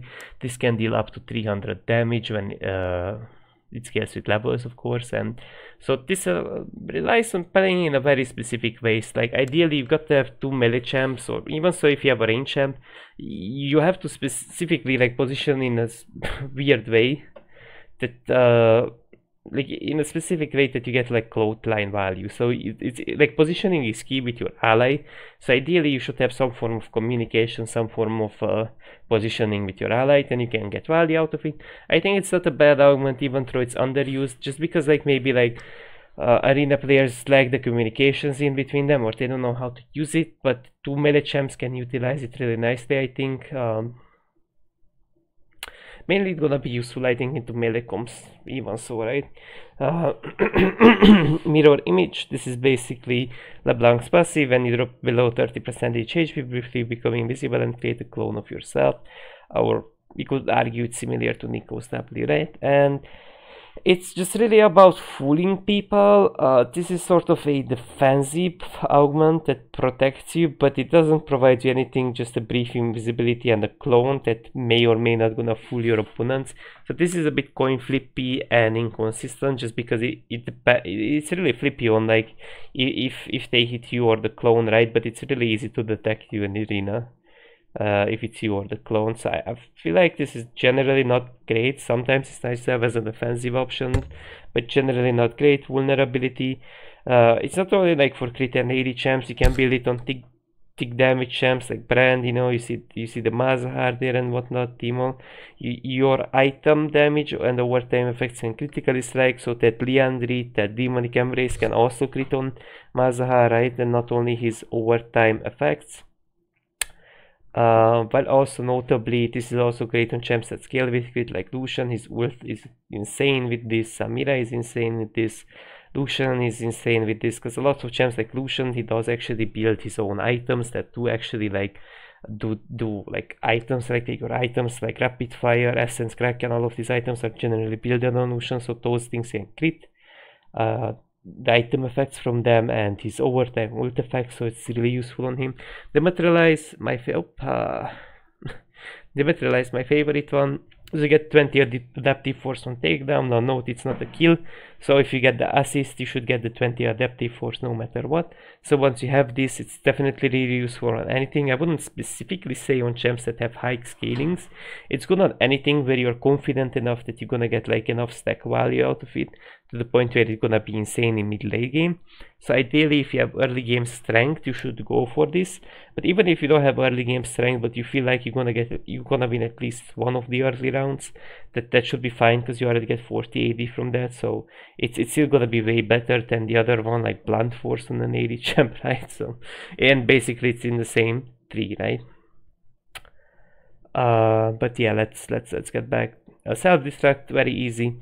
After each round with a bomb attached to you, after 15 seconds it explodes to deal 20% of someone's max health as true damage, while also it knocks them off for 0.75 seconds, right? And so what this allows you to do is to have like a really good like upfront burst all in. It's definitely good on the champions that are showcased. Mondo, I don't know why is Mondo here, or maybe shouldn't be here either, but I guess one is okay. So generally it's good on Ramus, Malphite, and other type of champions that have a consistent way of engaging, Naafiri, whatnot. So champions that can just dash in, just engage, just be in front of the enemy champion whenever they want to, like Ramus, Malphite, right? As we see those examples there. Those will get the most value out of it. Now Rel is a bit questionable, but I guess it's fine if you get it on Rel. Generally champs that you can consistently, like Maokai, I don't know why Maokai is not there, right? Generally champs where you can consistently like connect with self-destruct, and that will easily allow you to like get that kill. So those type of champs in general, right? CC utility champs in general, but you can be a bit creative with it, definitely. You gain Mountain Soul. This is shittier version of Ocean Soul, so just get Ocean Soul. It gives you a shield that scales with HP, but it just shit. Like either get defensive or offensive options. I don't care, but this is just generally shit. Home guard, super underrated in my opinion. So you gain 100% movement speed, disabled for 3 seconds after taking damage. Insanely useful against skill shot champs. Skill shot champs will be really pissed off because like they can't hit abilities, you can engage on them, that's what they don't like to. So this is super useful on champs like that scale, of course, like with speed, like Hecarim, but it's not only limited to. This is the general choice of augment where you play, let's say, a melee champ like you don't have to be melee, but I'm just gonna say an example, melee champ like Gragas, whatnot. And basically you can't really engage into them because you don't have the mobility for that, but boom, you have home guard and now you get to engage. So engage, sidestep, you know, it gives you lots of like wiggle room with range champs. Like with range champs you have insane kiting, so this is generally one of the best like mobility augments out there. Tank it or leave it. Oh fuck, where is it? This is generally like your Samira, Yon, you know, this type of champs that are like sort of vulnerable to damage. You can critically defend yourself by using your crit chance, max 60% crit chance, giving you a chance to reduce damage. Gain 20% crit chance. By the way, you can reduce damage by 25%, which is not documented on this site for some reason. That's the main point. So this is the generic thing. Yeah, we see Yasuo, Yon there, we see Nilla, right? Garen definitely, Gangplank is okay as an example, right? So it does provide crit and it does provide resistances. So on champs that are AD carries, right? Like not only melee champs, but also AD carries that sort of want to like build themselves against damage. So this will definitely allow you to sort of be that person that can actually like crit, like you have crit, but also like to take a punch. So this is like your defensive offensive option. Spin to win. Really simple. Your spinning abilities gain 30 abilities and deal 30% more damage. Now that's kinda insane, but why isn't Samira there? So generally champs like Samira, Lilia, I guess Hecarim's Q is a spin. It's good on Kayn, 100%. Oh, Katarina is there actually. So on champions that deal a lot of damage on their spinning abilities, right? Like there is like a very big emphasis on spinning abilities, right? Like their main tool is to win sort of a round is their spinning abilities, like Hecarim, right? So you kind of like want to amplify your strong spell with spin to win. So this will also generally show up for champs that have a spinning ability like Wukong, right? Or Katarina and so on. Repulsor. Upon dropping below 60 or 30% health, nearby enemies are knocked back. This is really good into Katarina as well, of course, because when she jumps on you, you are at 60% HP. You know, when she audience, you're gonna lose at least 40% HP, and this is gonna insta cancel her R. This is the type of thing that just, you know, allows you to shrug off engagers of you. So this is the type of thing you would get on vulnerable champions, where you sort of get engaged on by assassins. So this is like really good to disrupt their combo and disengage smoothly, while also you can disengage twice at 30 and 60% HP. Definitely underrated, I would say. This is useful against melee champs, mainly, because against range champs it's like an AoE like knockback around you. So if there is like Lazaril that's like poking you from far away, Serat, whatnot, this won't do much because it's just gonna be an AoE knockback around you a little bit. It's sort of like a mini Janna, alright? It knocks back a bit less than Janna, alright? That's how you should imagine it. But overall it's more so against melee champs, I would say. Sonic Boom, buffing, healing or shielding your ally, deals damage and slows enemies surrounding them, right? basically it's the type of thing you get when you can like perma heal, like champs that can perma heal, right? Buffing, healing, and shielding, right? Like champs that can perma heal, buff, shield, whatnot. So those type of champions that can do that, ideally, of course, you wanna build it with the Dawn item, Sword of the Blossoming Dawn, because then you can perma proc Sonic Boom. So it does deal true damage, by the way, which is not noted, and it slows your opponents. So this is definitely great on champs that have actually like very spammy healing, shielding, or buffing. Notably, you could also, I think, build it on champs that have lifesteal, because you're gonna slow and deal true damage around you. So this is unironically not necessarily bad on champs where you wanna have some extra true damage and slow, because it definitely allows you to have a better chase. So this is not only enchanter specific, I would say. Juice box. I don't like juice box because it's random. So you may gonna get one of the juices that are not useful. Kappa juice, it does nothing. That's my problem with juice box. So it's a bit inconsistent if it's useful or not. And sometimes you may not get the right juice for your champion, although all of them can be useful because both you and your ally gets like a 700 gold amount of value each round. But it's random, that's the problem. If you could select it, it would be a bit nicer, but it's still gonna scale into the game, but it's gonna be random, that's the problem. And you don't get it at the beginning of your round when you're shopping, you get it when you're in the round already. So yeah, you don't necessarily know what will you get. Now escape AD is something I like a little more, so convert ability power to bonus attack damage. It's definitely really insane with Gunblade, just because like what Gunblade allows you to do, you get 150 AD from it, then you gain a 10% attack damage. So this is definitely great on champs that like as released already, they are Gunblade users overall. Basically champs that want to like build Mandate, you know, Mandate gonna be very strong then on Ash, right? Basically with champs that sort of like want to build some form of like AP items, and then sort of like convert that AP into AD. This is better than the other version of it, the adapt version of it, in my opinion. So this is the thing that you're gonna get mainly for Gunblade on like most of the AD champs, I would say, because that gives you like an insane spike. Because for example, like Trinity Force does give you like a proc, like does give you like a definitely like a proc on Q1 as well, but it only gives 33 AD, and Gunblade gives 150 AD, actually over 150, because there's like a 10% bonus attack damage, right, on it. So that it can give you, let's say, some insane early power spikes. And if there is like a specific AP item that you wanna build on a specific champ, this will convert it to AD if your champ value is more AD. So this is definitely gonna be great. But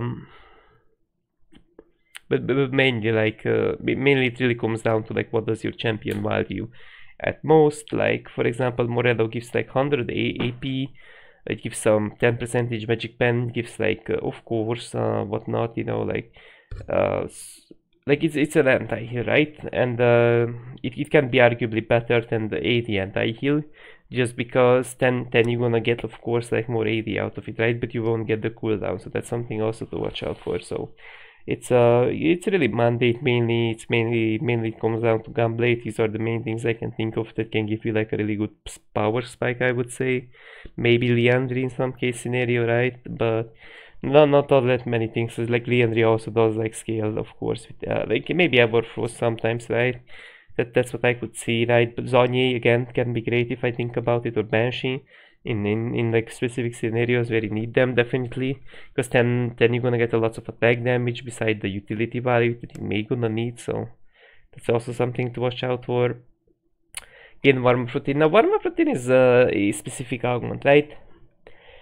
That just simply allows you to warm up to 25% bonus damage, and then you can go in, right? So by the way, you can use a cool trick. You can use warm-up routine, then click on Hexgate, and you're gonna get like 5-6 stacks by the time you arrive on the other side. So that's a cool trick on how to utilize warm-up routine to get extra value out of it. But you get to have like a sort of specific type of comp where they have difficulties to like face check and engage into you guys. Because if you have like Lamumu or Zyra or any type of champs that you kind of like, they kind of want to face check into, they kind of like, they're not very confident to work into, then you can go warm-up routine. But if they have the type of champions that will rush into you, you're gonna get barely any amount of warm-up routine, if they can just like sort of they have the comps that can like rush at your team and just like sort of like demolish you guys in no time, then you maybe don't want to go warm-up routine. It's just really dependent on like how well can you stack it up. You know, if you're in the type of game where it's like really difficult to stack it up, I would say it may not be worth, because if they can constantly keep you guys in combat, then it just may be a bad idea. So it's really dependent on the opponents, on your ally champion, on your champ, like on your champ, like how confident are they to step up into you. Flashbang basically deals a decent amount of AoE damage. It does slow and you get flash every round, but you're only gonna get one flash, so this is useful on Pike. Any type of flash users, you know, Gragas, you know, any type of like flash users that can combine an ability with flash, but it also does AoE damage cannon, right? Like there are many examples. Basically, like any champs that could value an extra Karen, right? Like any champs really don't blink. This is a bit bugged, so you deal more damage based on like how on the mobility difference, but this doesn't seem to have much pick rate, just because it works on niche champs like Lilia, Jhin champs that do have actually speed ups, but the damage itself feels to be a bit bugged, so I wouldn't necessarily recommend it just because it feels to be bugged. Hold very still is basically the most passive. If you sit in one position for 1.5 seconds, you turn invisible and you get attack speed up to 80% or 20. This is just like really the type of thing that's very niche. I think like it's weird because it's useful, like don't get me wrong, it still can be very tricky, very useful, but you gotta know how to use it. And then you can like utilize the extra attack speed, I would say, but it's like a very specific thing, so keep that in mind, that like once you enter combat, like if you get out of game guerrilla warfare, right, hold very still, right, this is how it's called, basically like you gotta be like already like in a position where you're attacking your opponent, so if you know how to use it, it can be better than deft.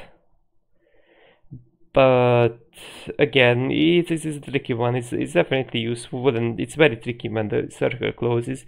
I would say it's okay at least, but you gotta know how to use it.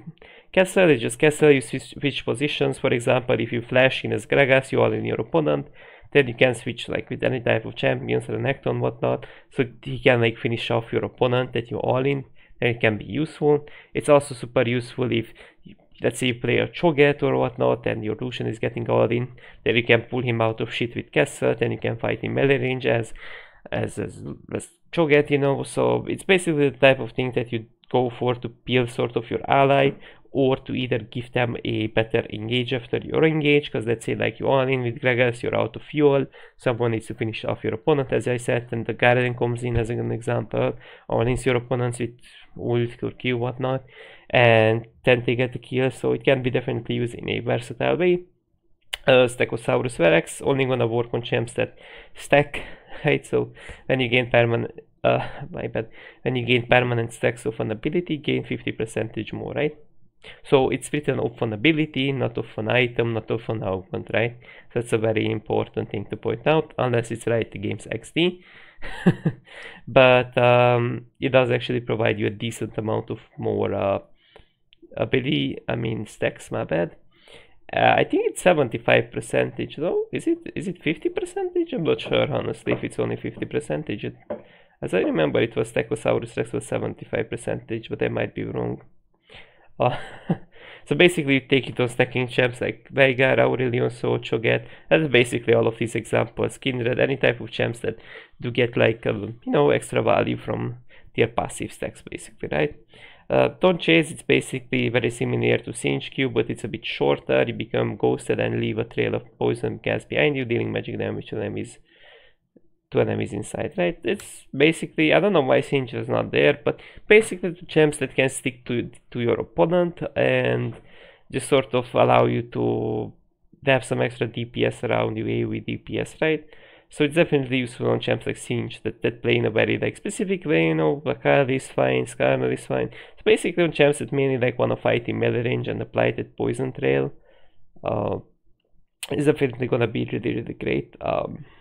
Frozen Foundation, basically Anivia's W, is good on champs like Poppy, Anivia maybe, generally on champs where you wanna peel yourself with an extra wall, or just just sort of, you know, like combine it with an ability like Vayne if you don't get better options, ideally on Poppy, so you can create a wall by yourself and like just bump your opponent into that wall, which will just simply allow you to, you know, just get a really easy all in off.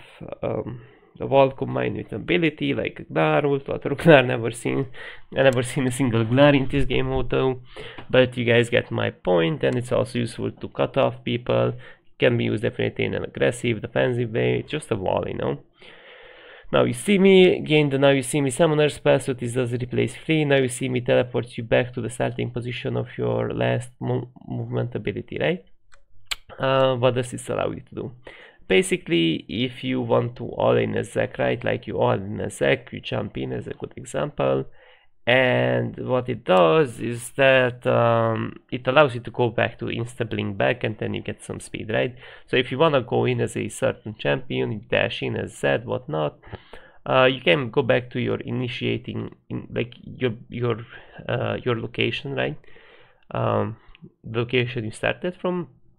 Kha'Zix is a good example, definitely Rengar, because you jump out of a bush, you know, you're all in your opponent, but suddenly you don't have a bush around, you can go back to the bush as well, but Now You See Me. So the type of thing is where you get it, to sort of go in, trade with your dash, then go back so they cannot trade into you. Snowball is generally shit, I would say, just because you have a small snowball, it has a small hitbox and its cooldown is quite long, its damage is small, and it doesn't slow even though it's a snowball. So the good thing is that you can bypass, let's say, a Veigar cage with it, so it's useful into specific champs, definitely. I don't say it's useless, but you already gotta like jump sort of on your opponent, because it's really easy to connect it when people are CC'd or you're already on top of them. But engage wise, it's a bit fake engage, but it's nice to have because sometimes it will hit and you will be able to engage. But its engage is a bit fake, I would say. Then there is like fully automated, right? Your auto cast cooldowns are reduced. Now this is something you never see, and that's why it's underpopulated, because you can only get fully automated, so it reduces your auto cast cooldowns are reduced by 2 seconds and benefit from your ability haste, right?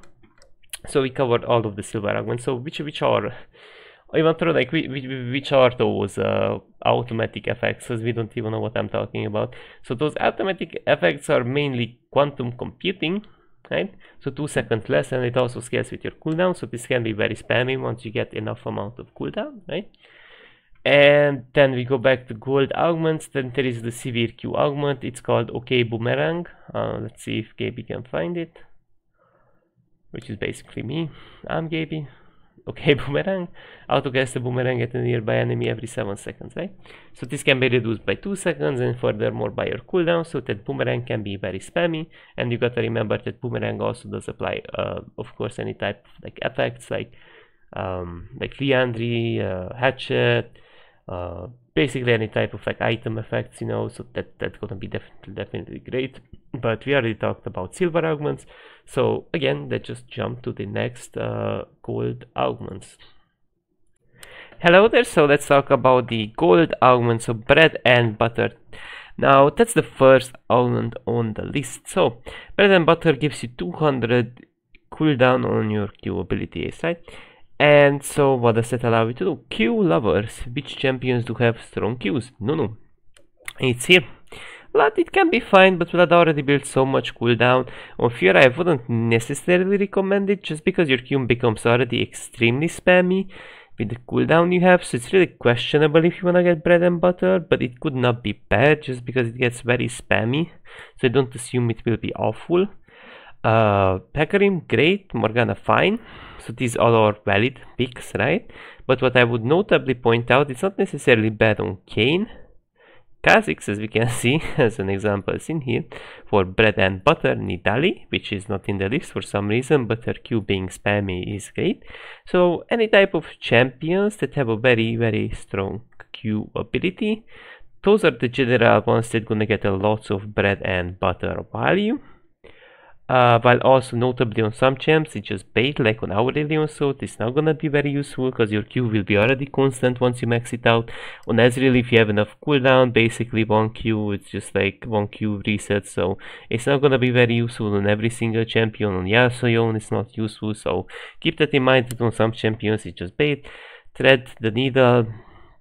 gain 25% armor and magic resistances, magic pen my bad, and what this allows you to do, it's mainly great on mixed damage champs like Jax and champions that get both value out of the armor and magic pen, but it's not a big value if you get only value from one side of it. I would say it's generally fine if you play a magic or lethality champ, right? Like magic pen or lethality champ. Mainly this is the type of thing you would get against tanks, I would say. Against squishes, you may gonna get more value out of recursion or brutalize or from some other augments. Now, magic missiles, this is generally OP. It's not only anti-tank thing, and I don't know why does it say only 1% max true damage when it's 1.5 in game, but I don't know if it's a bug on the site or in game. So you're gonna shoot 3 magic missiles at each enemy hit, each dealing up to 1% max true damage based on the distance traveled, right? And so it's not necessarily like a range champion thing. Like generally you want to take it on champions with tick damage or with spammy hits, and that's RDBC. Brand, good example from the side. Cassiopeia, all of these are very good examples. Mordekaiser, Amumu, even on melee champs, right? Like it doesn't have to be like distance traveled. It's not a big deal if it doesn't travel so lots of distance, because you're still gonna get insane amount of magic missiles value. So even if your champ is melee, this is generally good with champions with very spammy kits, or either, you know, even so on an Ezreal, like on many things really, with either spammy or tick damage kits. Generally speaking, one of the strongest augments. The brutalizer, this just gives you flat values. It gives you 25 80, 10 ability haste, and 10 lethality, right? So this is just generally your assassin, basically on champs that get value out of all of these stats. You know, assassins, this is just AD assassins. It's gonna give you early game damage value. I wouldn't necessarily recommend it, just because 25 80, 10 ability haste, and 10 lethality often doesn't make up for this cooldown augments, right? All of these like bread and jam, bread and cheese, bread and butter, or it's killing time, which is also really strong. So I feel like brutalizer is only good early on, but then its value just like diminishes more and more compared to all the other things. Firebrand gives infinitely stacking damage, so I feel like it's a bit shit. I mean, it's only good on AD champs as well, so it being inflexible also sucks a little. I think there are just so many good choices in the gold tree that it's a bit shit in my opinion. Recursion, generally great on all of the champs that you want to have some extra ability, 60 ability, Jax, Ezreal, you name it, any type, you know, really like any type of champs that would love to have that extra 60 ability. It's really juicy early on. Eventually I know that you're gonna get cooldown items, but it's really just really nice to have that extra ability. Fizz, you know, Gragas, there are many examples. Any champs that really love that extra cooldown, right? Like any champs really. Rebel Rousing using an ability heals you. Question mark, I don't know what's a question mark for. So it's basically meant for champs with very spammy kits. So every time you use an ability heal for a certain amount, that scales with like I think 2% of your maximum health, and it also has a flat value. I think so generally you want to build it on champs that do have a very spammy kit, and you could even so arguably build it on range champs, not only melee champs, as the site recommends it, even so on Cassiopeia, Ezreal, just because often you will face poking champs where you would love to have some extra healing from Rebel Rousing. So anti-poke, continuous healing, right? So it's definitely a decent little healing augment. Now bread and cheese, again, this is one of the things you should roll for if you play Jax, Gragas, Spike, Fizz, even so. Many things, you know, because there are many strong E abilities in the game. I see some examples in here as well. But basically, you know, like any type of champs that have like a very strong E ability, that's where you like sort of want to actually just have bread and cheese. I think there are many like champs that do actually get value out of bread and cheese. Just meaning there should be like a lot of emphasis on your E being like a very strong ability, you know, like Jax is E, as I said, like that there are many, I think there are many, definitely a lot of like E abilities that are strong in the game. So those type of champs you should actually like get bread and cheese on. Now bread and jam, W cooldown 200 ability haste on your W. Now which champions can utilize is the best? Volibear, Sylas is there, Alistar is fine, Blanc is there. I mean Pantheon is fine on Pantheon, right? Blood and Gem. the Gwen, right? It's totally fine on Gwen because your W becomes so insanely spammy to the point where range champs can barely deal with you. So any type of champs really that have like strong Ws, you know, like there's a lot of emphasis on your W doing a lot, and so it just really has to do like, you know, Kog'Maw. Unironically, like if you don't get better augments, you could get it on Kog'Maw, because then you can like almost perma or perm or almost perma maintain it. I'm not even sure. So it just really comes down to like how useful your W is, right? Its killing time, it's basically Zed's ult, but it lasts 5 seconds and it does like 40% damage that. So basically you're gonna get it on like all, like you can get it even on supportive champs, and ironically you don't have to get it on Zed, Cannon, Samira, whatnot, you know, Fiddlesticks. You can unironically get it on like supportive champs that like sort of want to engage, and so both of the enemy champs gonna be targeted by this like Mork, right, that stores up 40% of the damage there. So even if you're a supportive champ, you still can go for it, or a CC tank champ, whatnot, because that's still gonna deal a lot of damage once you're a ally champion all in. So it's not really dependent on like you being a DPS champ actually, because like when you all in, your ally champions all ins. So if you have this like on a Malphite, that's still fine, or any type of engagers, you know, like anything really, you know, like that's like, you know, anything that sort of engages, sets up an engage for your team. Scopier weapons, 200 attack range for melee champs, 100 range for 200 attack range for melee, and 100 range for for range, right? So champions that already have range in their kit, they will love it, but even champs like Lucian that lack range, they will also love it. And also you get 200 attack range, so if you have 175 range, they're gonna be 375 basic attack range, which is definitely great if you're a type of champion that needs that extra like range to sort of connect your Renekton W, or maybe just like to like trade with your opponents, because like Graves will have trouble to actually kite out a champion with 375 attack range. Same as Lucian, same as like any other like AD carries that have like 500 basic attack range. They will actually like around 550, 500 attack range, I would say, around that area. They will actually have some difficulties to kite these type of champions properly out. So if you're annoyed by like basic attack, like you know, like these AD carries kiting you out, they will definitely help you a lot. But mainly I would take it on champs like Twisted Fate, champs that have empowered basic attacks, right?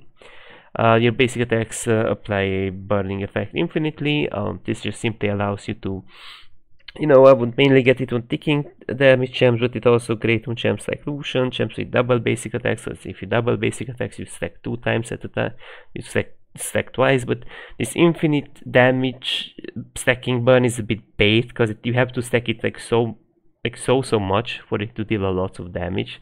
So it's not as insane as you think, you know, like it's strong if people are very, very tank, but it's not as strong as you think. That's what I would point out. And definitely good, as I said, on high attack speed champs, on double basic attacking champs, as we can visually see Urgot, right, his W.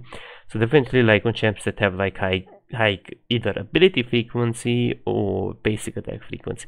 Phenomenal Evil is super broken on champs like Lilia. I don't know why Brand is not here. Basically on my video, let me show you guys, I got 500 stacks if I remember correctly. Brand, so if I open up this image, I think in the thumbnail we can see I got 528 phenomenal evil points. I don't know why Brand is not even there, but basically on champs that any type of champs like Lilia, Vitic, Damage, Cassiopeia, Cartus, Aurelion, Soul are fine. Any type of champions that can like stack phenomenal evil insanely quickly up. Swain, I don't know why Swain is not there, he's insane with it. This is sort of like a very, very broken augment that could even be arguably way better than these Steam ones, just because like on some champs, on some specific champs, it does have it just does have like a very good interaction where you just like you get an insane amount of stacks in one round. Now lightning strikes is interesting. So you gain attack damage scaling with your attack speed. You don't get insanely a lot amount, but champions that have attack speed already in their kit, preferably like Tristana, Saya, perhaps Mastery, because he builds so many attack speed items. Champs that build sort of attack speed, right, and they scale with the attack damage you get from lightning strike, right? So those are the type of champions. When you build attack speed items, when you get attack speed from your kit, that's the point where you kind of like want to go for lightning strikes, right? Shrink ray, it's basically your attacks reduce the enemy's size and the enemy opponent's like damage by 15% for 3 seconds. This is sort of a supportive augment, so ideally if you are like a tank or a support you should go for it, not the carry necessarily. This just 50% it seems to be small, but it's not that small, trust me guys. Basically it just like allows you to play a bit more defensively, and this allows your opponents, I think, just from wiping you, because you gotta remember you apply 50% damage reduction to 2 people, not only 1, so often that will help you just a bit to like maybe disengage towards a plan to continue fighting, you know. So it can be definitely helpful because there's a lot of damage in arena, even though it doesn't seem to be small. I mean big. Can hugely increase health regen up to 800%, and it can go up to 1600% if you are very low on HP. Again, it's useful on Mundo, it's useful on tanks mainly. It does provide you, like, it's good into pokes as well. Like if you don't have better options and they have perma poking champs, you could get it on Lucian, you could get it on a basic AD carry like Jinx, because it provides you like 40 plus health regen, which is definitely great. So even though you don't scale well with health regen, you're not a tank, it still can be a decent option to sort of like deal with pokes. Quest of Champions, Spatula. Now Spatula is great, and we already talked about Spatula earlier in the item section. Basically you're gonna get Spatula, it gives like every single stat in the game, and you can also take like 35% more damage if you are melee, and if you're range 25%, while also your healing and shielding power I think is like 25% less. Now marksman is super broken, always go for it, your attacks deal additional physical damage equal to 100% of your ability power. Super broken on champs that sort of want to go for an AP build but they basic attack a lot. Examples: Alice, Twisted Fate, Gwen, Nidali. I don't know, bro. I guess Ree gives her attack speed and she does Q sometimes in her like melee form. Kayle is a good example. So basically any type of champions that are like Kaisa, you know, like there are many champs out there, Kog'Maw, right, that sort of want to basic attack a lot but they go AP as well. So any type of like mages that sort of basic attack, right? Now Outlast Grid, really easily you could go for on many champs for it. Riven, Cassandra, Kane, all of those are really good example. I assume on Kallista's passive it stacks in no time. So Outlast Grid, you know, if you just really wanna like multiply you know, basically 12 by 5 in total, you're gonna get 60 armor and magic resistances, which is great to have, because on some champs like Riven you just stack it up in no time. Well, also even if you have a single dash, you still could go for it as a defensive option, because every time you proc a blast cone and you're on it, you get 1 stack, so you can stack 2 blast cones as well. So it's not necessarily a bad thing if you only have 1 dash. That's, let's say, a bit long. It has even so a longer cooldown, because it's still gonna be decent if you like stack it off blast cones. And Lucian, you know, like there are many examples, like champs generally with short blinks, dashes, you know, they love Outlast Grid, but I feel like you could build it on many things just because of the blast cones. Big brain at the start of each round, gain 3 shield for every 1 ability power. So if you have 1k AP, you get like 3k shield, which is super good into burst, into anything really. This is a super good defensive choice on not only specifically these mages, on any type of like AP champs, Gragas, Galio. It doesn't matter what kind of Alice, it actually doesn't specifically matter what kind of champ you play. If you value having a gigantic shield, then more than often this will be your good choice. Combo Master, Electrocute plus Phasers. I mean, Electrocute doesn't deal too much damage. Phaser, she's just like anti-slow speed, right? I feel like it's just not that great. Like, it's just, I feel like this is one of the shittier augments. It's sometimes nice, but mainly for the phase dash to disengage. But I'm not really feeling it. It just generally Phasers and Electrocute, there's not much to say. Generally like Gragas maybe, or some champs like Jace, you know, some champs it can be nice, but generally I don't really like it. Sometimes the phase dash speed and anti-slow is nice, but I don't like it. Every third attack on hits trigger a second time, right? So basically it's Guinsoo's Rage Blade, so it's good on basically Guinsoo users. Mastery, all of these champs, right? So generally speaking, on hit oriented champs that have a lot of attack speed. Mythical, this is a bit more interesting. So mythical, you can buy any number of mythics. That means that you can combine different type of mythics on a certain champion. What does that even mean? For example, it would be nice on a Samira to, I don't know, maybe buy a Duskblade and a Eye, right? Or on a Misfortune, it would be nice to buy Eye and a Duskblade, right? Or you know, that depends on your mage. Maybe if you wanna go the end and Proto Belt in the same build, you wanna get Even Shroud and you want to, like, you can actually like have like lots of like creative type of builds. You can get Divine and Goredrinker in the same build, which is really useful on champs that can get value out of both of those items, like Riven, you know. So you can have all sorts of like item combinations, you know. Or on Garen, like on some champs like Garen, it's really nice to have a Gale Force and an Eye, or both, right? Like both, and you can go for like so many type of creative like builds. I can't even say all of them, so it just really puts your creativity to test, right? Impassable. Now this gives you Aftershock and Glacial Augment. Aftershock is nice sometimes. It doesn't last too long, and so Glacial Augment is basically like a slow plus like 50% damage reduction for your ally, not for yourself. It still provides you and your ally defensive set, so this could be your defensive option. Celestial Body, I generally don't like it. I don't like having 10% less damage. You gain 1250 HP. I mean, it's only great, like it's weird to get it to Mundo, because your damage scales off your bonus HP, but then you get minus 10% HP.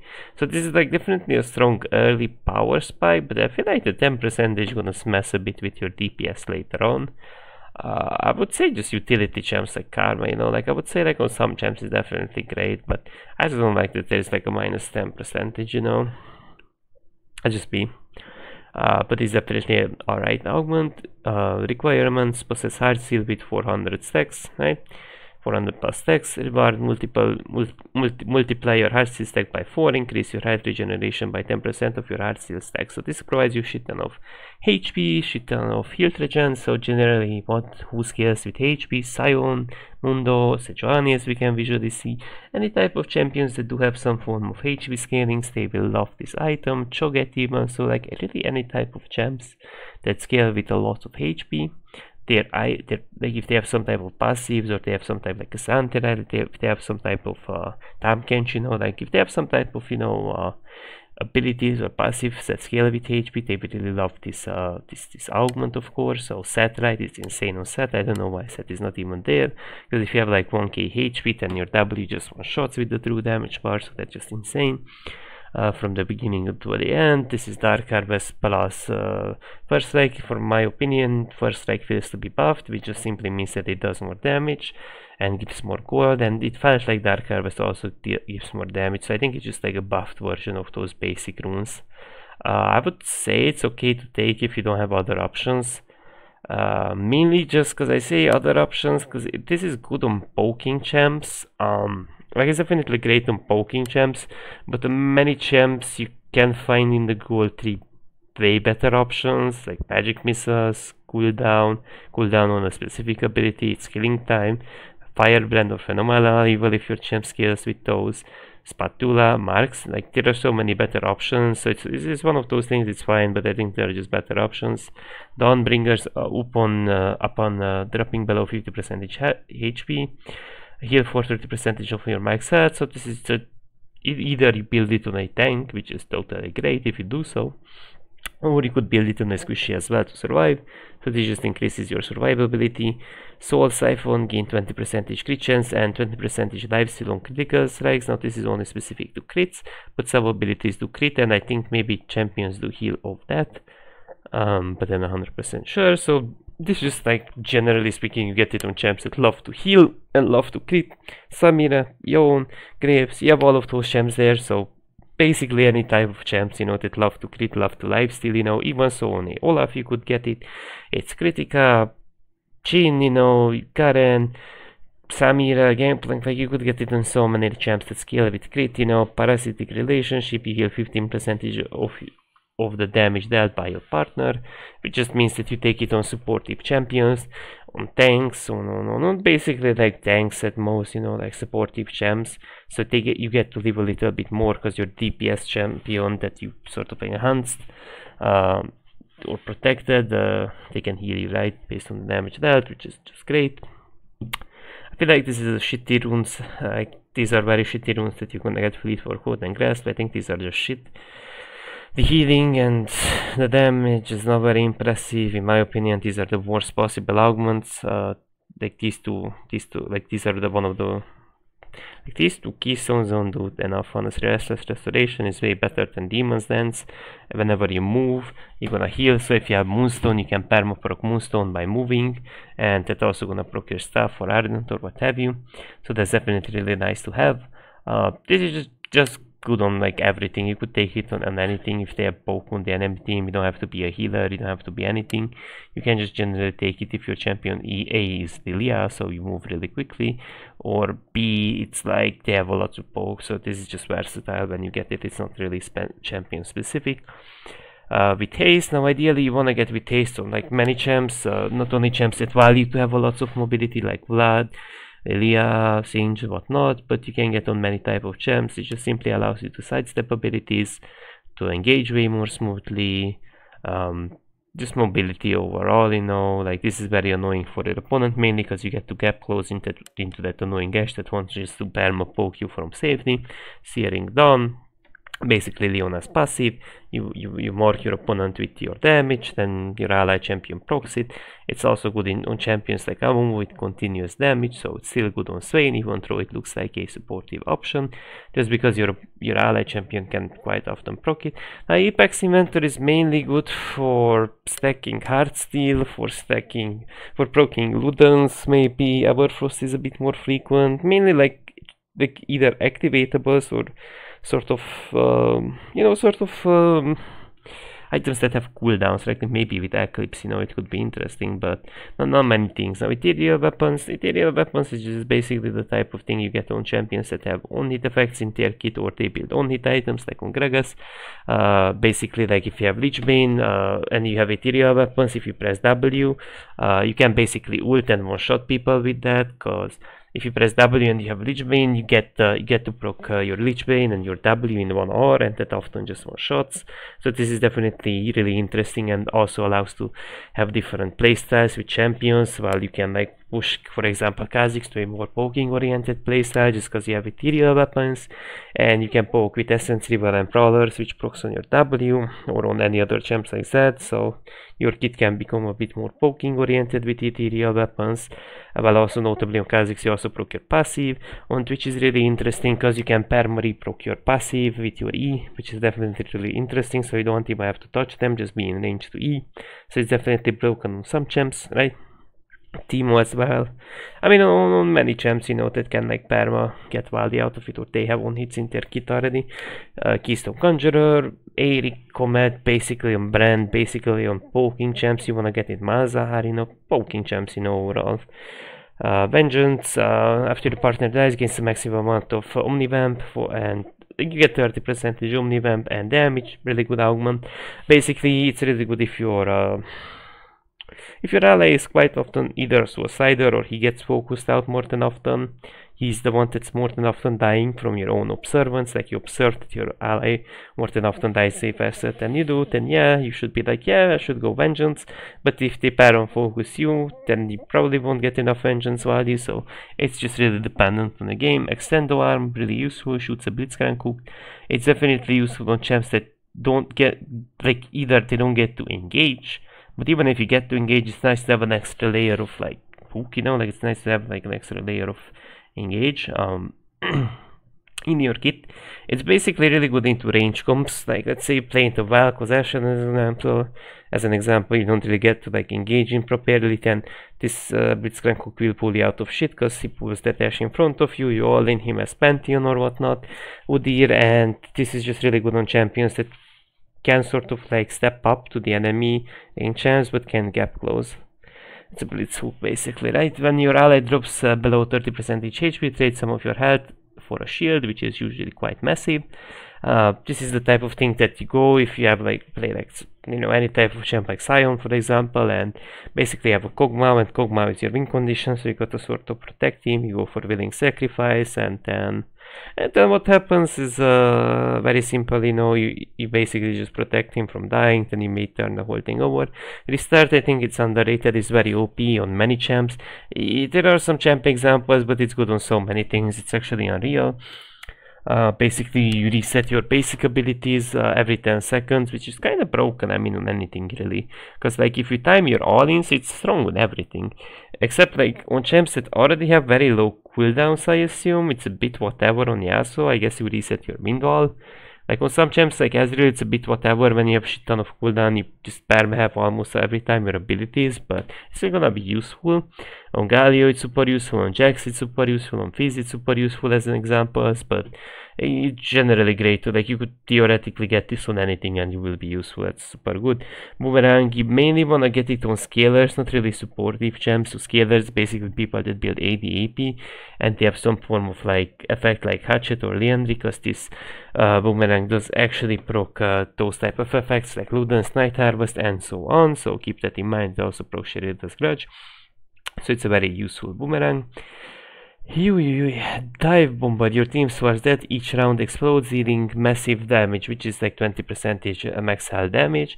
Now this is gonna be useful on champs that are already suicidal, like Karthus, Sion and whatnot, Jarvan even, so right, these are very good examples. Dive Bombard is generally good into high HP champs, where sort of you wanna deal that extra 220% damage, my bad, to your opponents after you all in, so your teammate can more so smoothly finish those players off, right?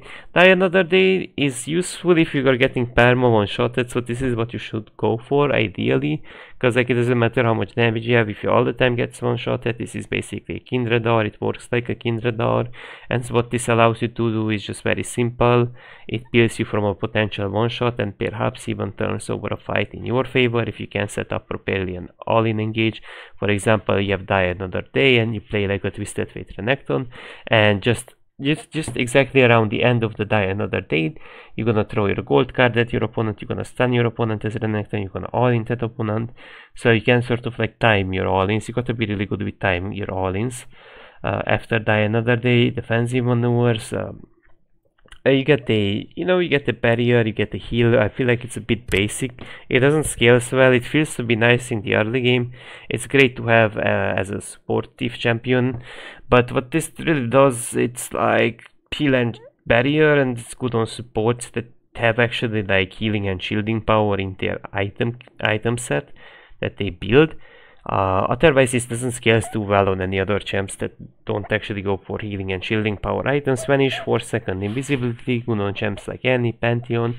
It adds an extra element of surprises, invisibility, and no, you don't get revealed by the by that 4 button. It's on button 4, there's like that cloud thing, I don't forgot its name, I'm so tired at this point, but you don't get revealed by the how's it called?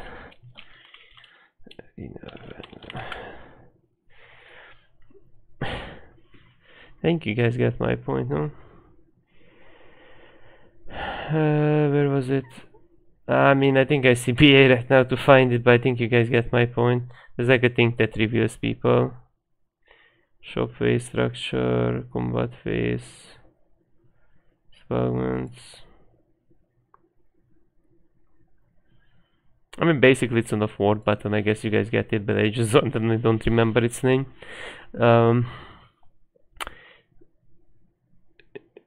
It's that powder thing, not even powder, it's like some type of like flashbang, that's not really a flashbang, but your healing and shielding apply an infinitely stacking burn to nearby enemy dealing damage over time. This is useful on Yuumi.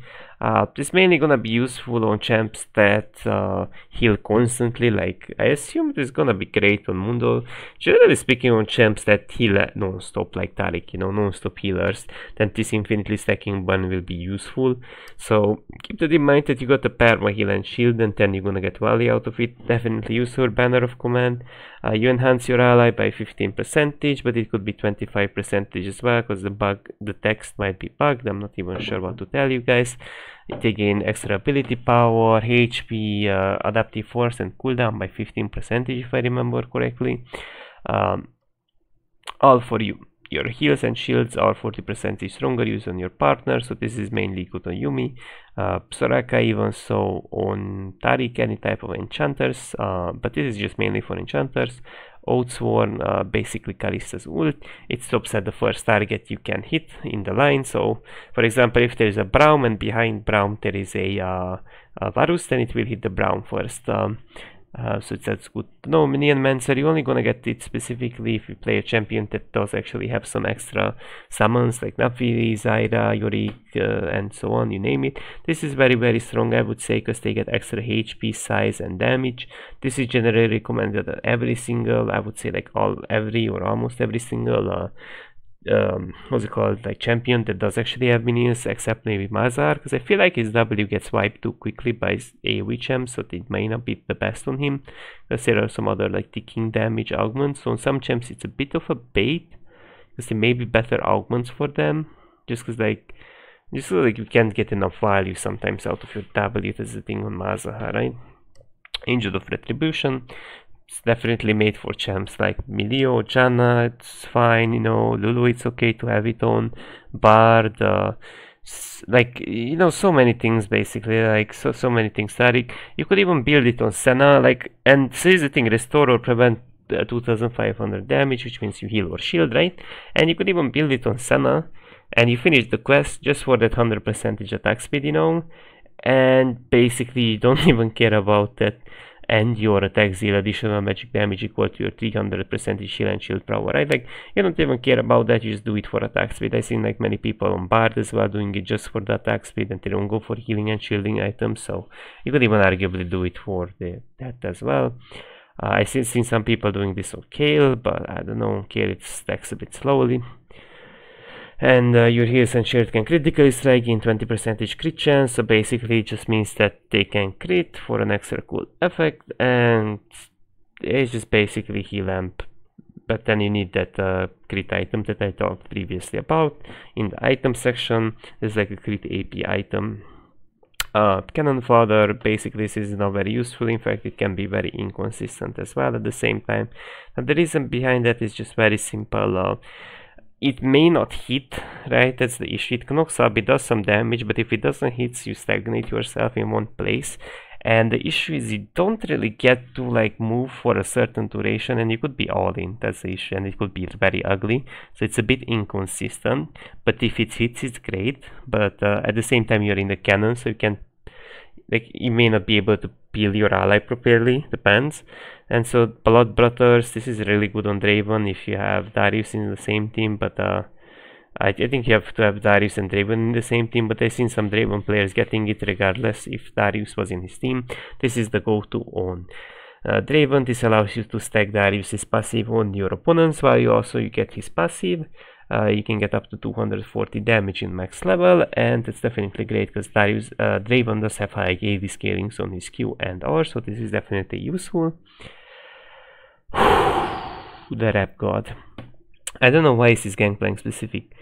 Do people like this? Does this augment even exist? I'm not even sure if this is a removed augment or not. Do only Gangplank players get it? I'm not sure because I never seen this augment around. It might be a removed augment. It sounds to be a bit broken, to be honest. Hitting an enemy with a non-ultimate at over 700 range reduces its cooldown to 0.5. Apparently only Gangplank players are using it, but I feel like it might be bugged that it only appears for Gangplank players. It's a really good augment, but I don't know if this is removed or not. If it's not, it's very strong on champs like Brand, Serat, of course, champs with C, like Ari, like any type of CC champs. Like genuinely, like if Lux Qs you, she can perma Q you because it resets, you know? So it can be very disgusting, you know? Oh boy. Okay, we finished the gold augments, and now let's go to the last prismatic augments, guys. Now let's talk about the last one. So Goliath, become larger and gain 35% HP and 15% adaptive force. So this is generally great on champs like Tamkench, because if people didn't know, Tamkench's Q length increases with his size. That's really important to know. On some other champs it's also great on like Mundo and Sion, because they love to have some extra 15% attack damage, while also to have extra HP because they scale with AD and HP, so they love to have AD and HP. Well, also this is just like a general damage HP augment, right? So it's sort of like a bruiser augment that you could go for. So one thing to point out, the bigger you are, the more damage you could take from Giant Slayer. But also the bigger you are, the more likely you're gonna be hit by a skill shot, I assume, because your hitbox does get bigger. So keep that in mind. But yeah, let's move to the Mystic Punch. This is quite broken on many gems, such as Pantheon. Like Pantheon, if he has enough cooldown, he can, like, you know what he can do? Basically W's, 3 quick basic attacks from his W's again, bro, it's so broken. Like he just perma stuns you, and that's a very broken. So generally on champs that have like Irelia, Mastery is there, Fiora is there, Illusion is there, Yon is there. So any type of champions really. Like Jax is not even there, but he's very strong. So any type of champions that have either like some type of double basic attacks, some form of attack speed, some form of like on its you know, that they do on abilities, which allows them to like reset their own abilities really quickly. Mystic Punch gonna be very useful. So Mystic Punch is not only specifically useful on this type of champs like these, it can be good on AP champs as well, definitely, such as for example Fizz, if you don't have better options, of course, but it can be useful in so many things, even so like Kha'Zix, because you can basic attack Q, Rengar, you know, like so many things, you know. It's basically just all about like being able to basic attack and reset an ability. If that's insane on your champion, then definitely go for it. I mean, it's just so good on so many champs, right? Infernal Conduit, your abilities that are your abilities apply stacking burn, dealing magic damage over time. Your burn effects reduce your cooldown, right? So ideally champs that already go Leandry, they already have burning effects in their kit, and Demonic, they get extreme value out of it, as you can visually see. Lilia, Malzahar, Brand, Rumber, Singe, even so, right? And so this just simply allows they have like infinitely stacking damage, reduce those cooldowns. So it's really insane on champs like Brand. Insane. Jeweled Gauntlet, it's mainly made for burst champs. When you crit, you deal 140% bonus damage on your ability, gain 20% crit chance. This is generally useful on burst champs, like any type of burst champs, mages, anything, you know. Symphony of Art, this is generally dog shit, so it's a type of thing, if you don't have better options, go for it, but it's generally one of the worst pristine augments. Slow Cooker, it's a bit of a bait on most of the champs, except if your champ is very sticky like Rammus or Leona. But if people can disengage with ease, or they are range champs out of your Slow Cooker, then it's just not that great, trust me. So even so, on a Leona like Mystic Punch can be quite insane, right? Even if you're a tank, so it's not it. Even a shield augment is better. Eureka, gain ability haste equal to 25% of your ability power, good on most of the mages, especially on Veiga, like on any type of mages, really, that while you having that extra cooldown, you get insane amount of cooldown that scales off your AP. This is insane on most of the cooldown enjoyers. Accelerating sorcery, insane on Riven is Seer, Hecarim, like on any type of champions that they have spammy abilities, Ezreal, that love to have cooldown and they can stack it up really fast. That's like the basic logic. Skarner, you know, so you can get it on many things. Become tiny, so you gain 30% speed, and you can deal from 10 to 30% bonus damage based on how taller someone is than you. This is generally useful on champs that value the mobility and some extra damage.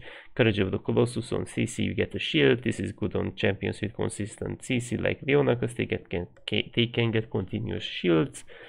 Definitely great Wooglet, so you get needlessly large rod, which gives you 150 AP already. Then if you build like for example, if you get Rabadon and Zhonye, you already have 500 AP if you have your base Guardians Orb item.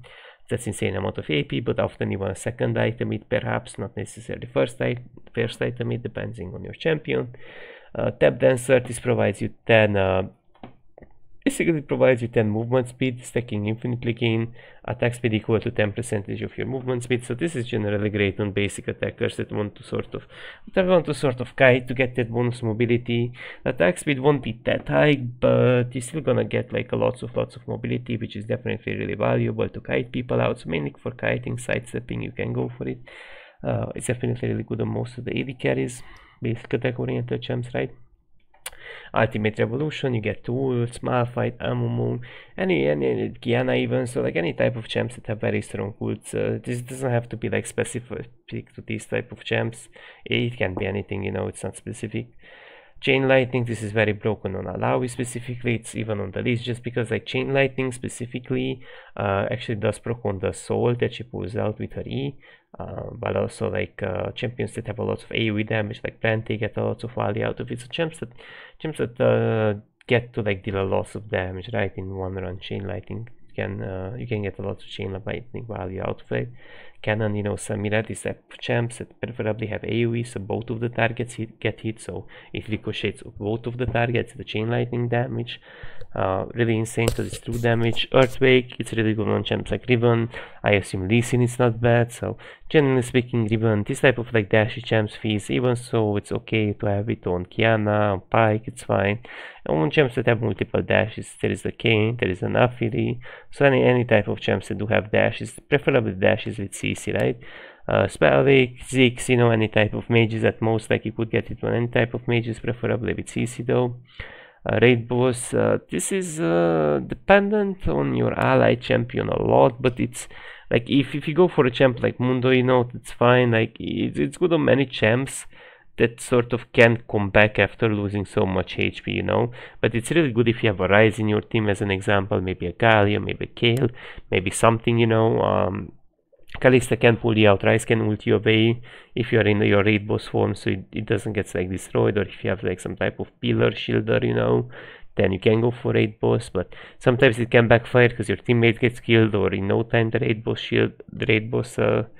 you know, like when you're loading in this raid boss it gets destroyed, so it can backfire. But I would specifically recommend it if you're durable enough, or you can come back after the raid boss procs, right? So Center of Universe, this is generally great, especially on melee champs. I think on range champs is a bit shit, because if people go in melee range, then you don't get much damage value out of this, and I would preferably recommend it on any melee champs. This is generally good. Nesting Doll, if you're playing a stalling team comp for fire, you can go for this.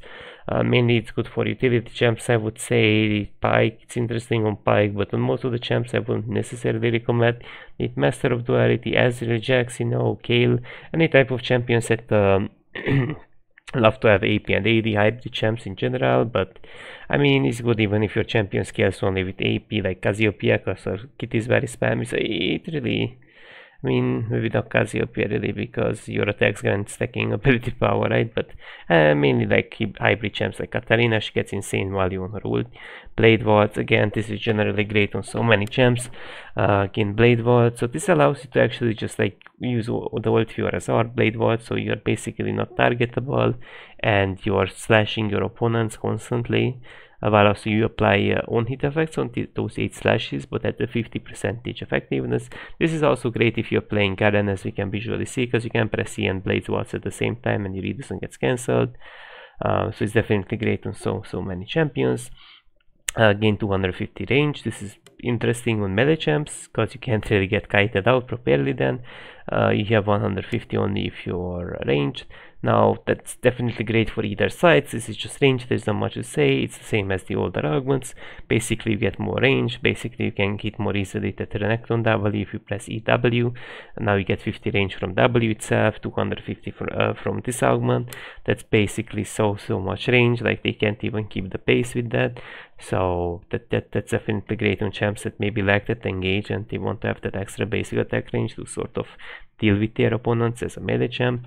Wisdom of Ages, this is definitely useful with champions that scale well with levels, Kale, Kha'Zix, you know, Kassadin, these type of champs mainly, but also champions that scale with HP, just because you're gonna get a lot of levels that provide you a lot of HP, and you can also build items that scale with levels, because those items scale beyond level 18.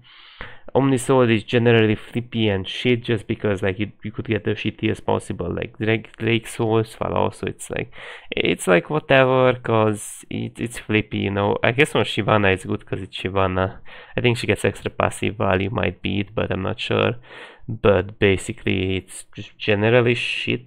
Sometimes the speed soul gonna be nice, but like most of the souls, the healing soul, but it's generally not that good. Feel the burn, it's ignite plus exhaust. It's a bit underrated because it often gives you an engage. And often this allows those like bursty champs to one-shot your team, so it's definitely good.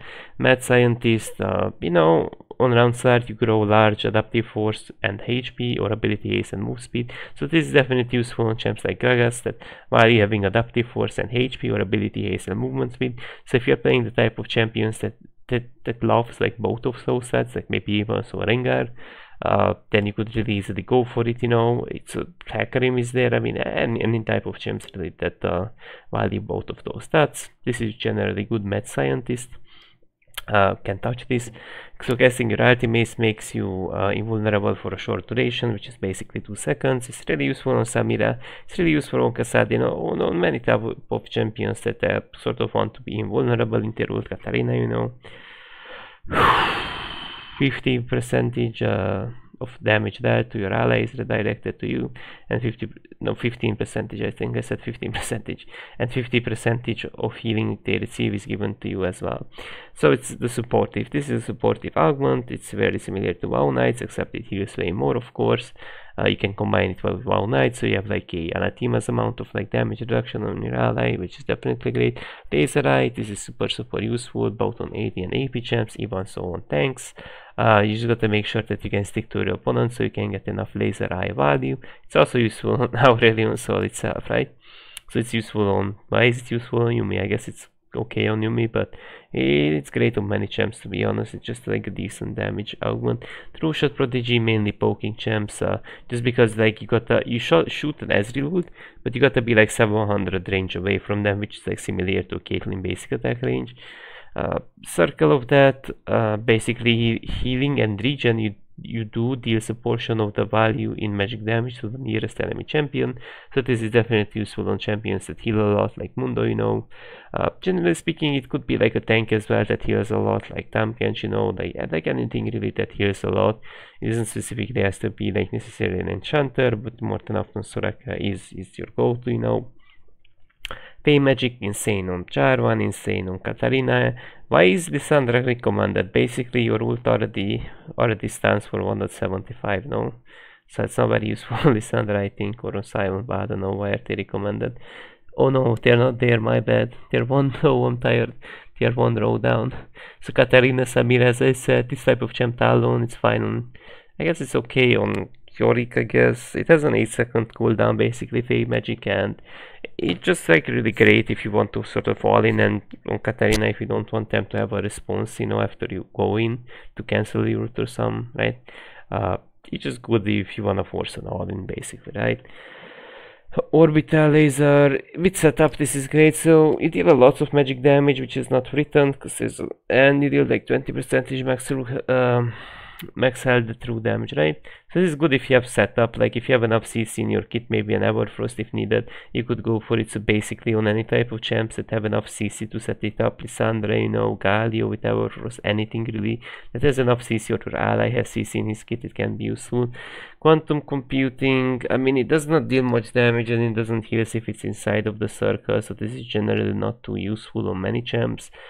But if you get, like, the thing is, like, you have to get an augment after quantum computing that makes this augment useful, because it reduces its cooldown. But I feel like it's, I don't know, I mean, it's good, like often you won't get better options, so it can be good, you know. Back to basics, gain increased damage, gain increased damage, healing, shielding, and abilities, but you cannot cast your ult. So this is great on champs that don't get enough value out of their ult. Jhin is there, you know, why is Twisted Fate there? His ult is not that shit. Like any type of champs that don't have the best combat ult, like let's say you go on hit Kog'Maw, but then your ult is not like too insane because it barely does any damage.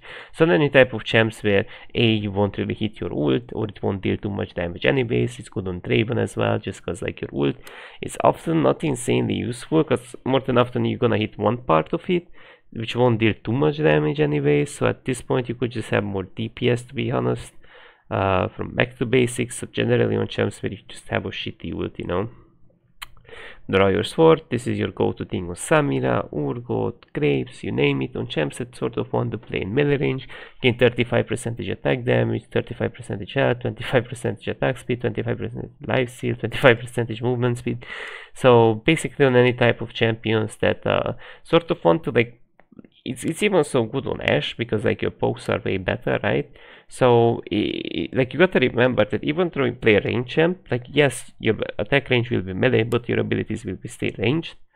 So it's like, you know, like it's still mainly useful on champs like Samira, you know, mainly, but it's definitely like it's further increases based on your attack range that's lost. So maybe you could get like interesting amount of damage if you're a Caitlyn, you know, or if you're a Senna out of this.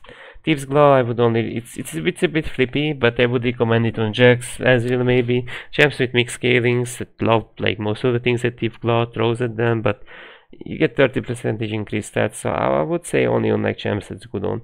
Summoner Roulette, it's good on anything really, just basically you get like every 6 seconds summoner spells, but you won't get the basic ones. You could get blade bolts as well, you could get actually strong, activatable, you know, summoner spells. You could even get orbital laser, I think, if I'm not wrong, so you could get like any type of like activatable summoner spell. So Summoner Roulette is actually not shit at all, I would say. Wait, so this could be useful on anything. It's a bit underrated in my opinion. So it's definitely useful. Chauffeur. You're attached to your ally and can move on your own. Your bonus movement speed is also granted to your ally, and you gain abilities and attack speed. So more so on supportive champs, right? But this is just weird. This is the weird augment because it's a sort of the type of thing where I'll fucking know, like maybe this is useful on Garen or something, because basically you need to have an engager in your team, and you kind of want to be attached to them to constantly like support them or engage with them together, but that is just a weird augment. Wait, what is this dashing even? Your dash, leap and blink or teleport gains 200 ability haste. Wait, but why is Urgot only using it? I think this might be a removed augment as well. I'm not sure, I barely see dashing actually. Not sure, it might be removed actually, I'm not even sure in this one, but it's barely used. I mean, I don't know, I think this one is removed. I would rate it, but I think this is just removed. It's basically good on Fizz, it's basically good on like champs that have multiple dashes, but I think this is just like removed actually. Because even so Akali gets cooldown on her ult on this because it's a dash, right? But I don't know, it's just weird. What's the difference in between leap and dash though? Aren't they like almost the same thing? I guess like the dash is a bit slower than a leap. I don't even know what's the difference. That's just weird. Like Jax's Q is leap strike, right? So I guess that's a leap because it's faster than a dash. I don't know, honestly. I don't know. They just like documented it that way. So that's it for now for the augments. Now, general champion recommendations and what did I play. So, mainly what I succeeded with is Ashe with a poke build, Gragas with a versatile AP build, Ezreal, again, it's more than often was a average Ezreal build. Lucian, at most I did go crit build, Kusante, average build. Sometimes I even Shroud here and there Ornn, just because I'm good at Ornn, but it's not all that recommended. Galio, Brand, Veigar can be fine. Played Twitch, it was fun. These are not generally too useful. Syndra is strong. Twisted Fate is fine. Zyra is good. 6 is underrated, strong. Vector is fine. Ammo can be fine. There are lots of these champs are a bit PC or very specific augment dependent, which I wouldn't necessarily recommend at most of these champs I tried. There are exceptions of course, but at most here are my like most recommended champs for you guys to play. Ezreal, Alice, Gragas, right, we got it. Ashe, Lucian. So these would be like my most recommended champs for you guys. You can throw in a Galio as well, he's super strong. Brand, totally fine. Again, like these are my general champion recommendations, but here's the thing, like at most, like you could rank up with so many champs, because many champs, even so like Katarina, are buffed in this game mode, and many champs you wouldn't even expect to be strong, they are strong. So that's the notable thing about this game mode, that you can make like many champions work with a specific set of augments and items. So if you are not in a insanely very high rank, it's not so meta dependent. Twisted Fate is not really here, but Twisted Fate is also highly recommended. So those are like the is here actually. So those are like the main champs I can think to recommend to you guys. overall, like those are like that. I think at most like those are like the champions that you could really easily win with in the meta. So that's it for now, guys. Have a nice day, and if you like the video, make sure to leave a like in the comment section, because it really took me lots of time to make this video. Have a nice day.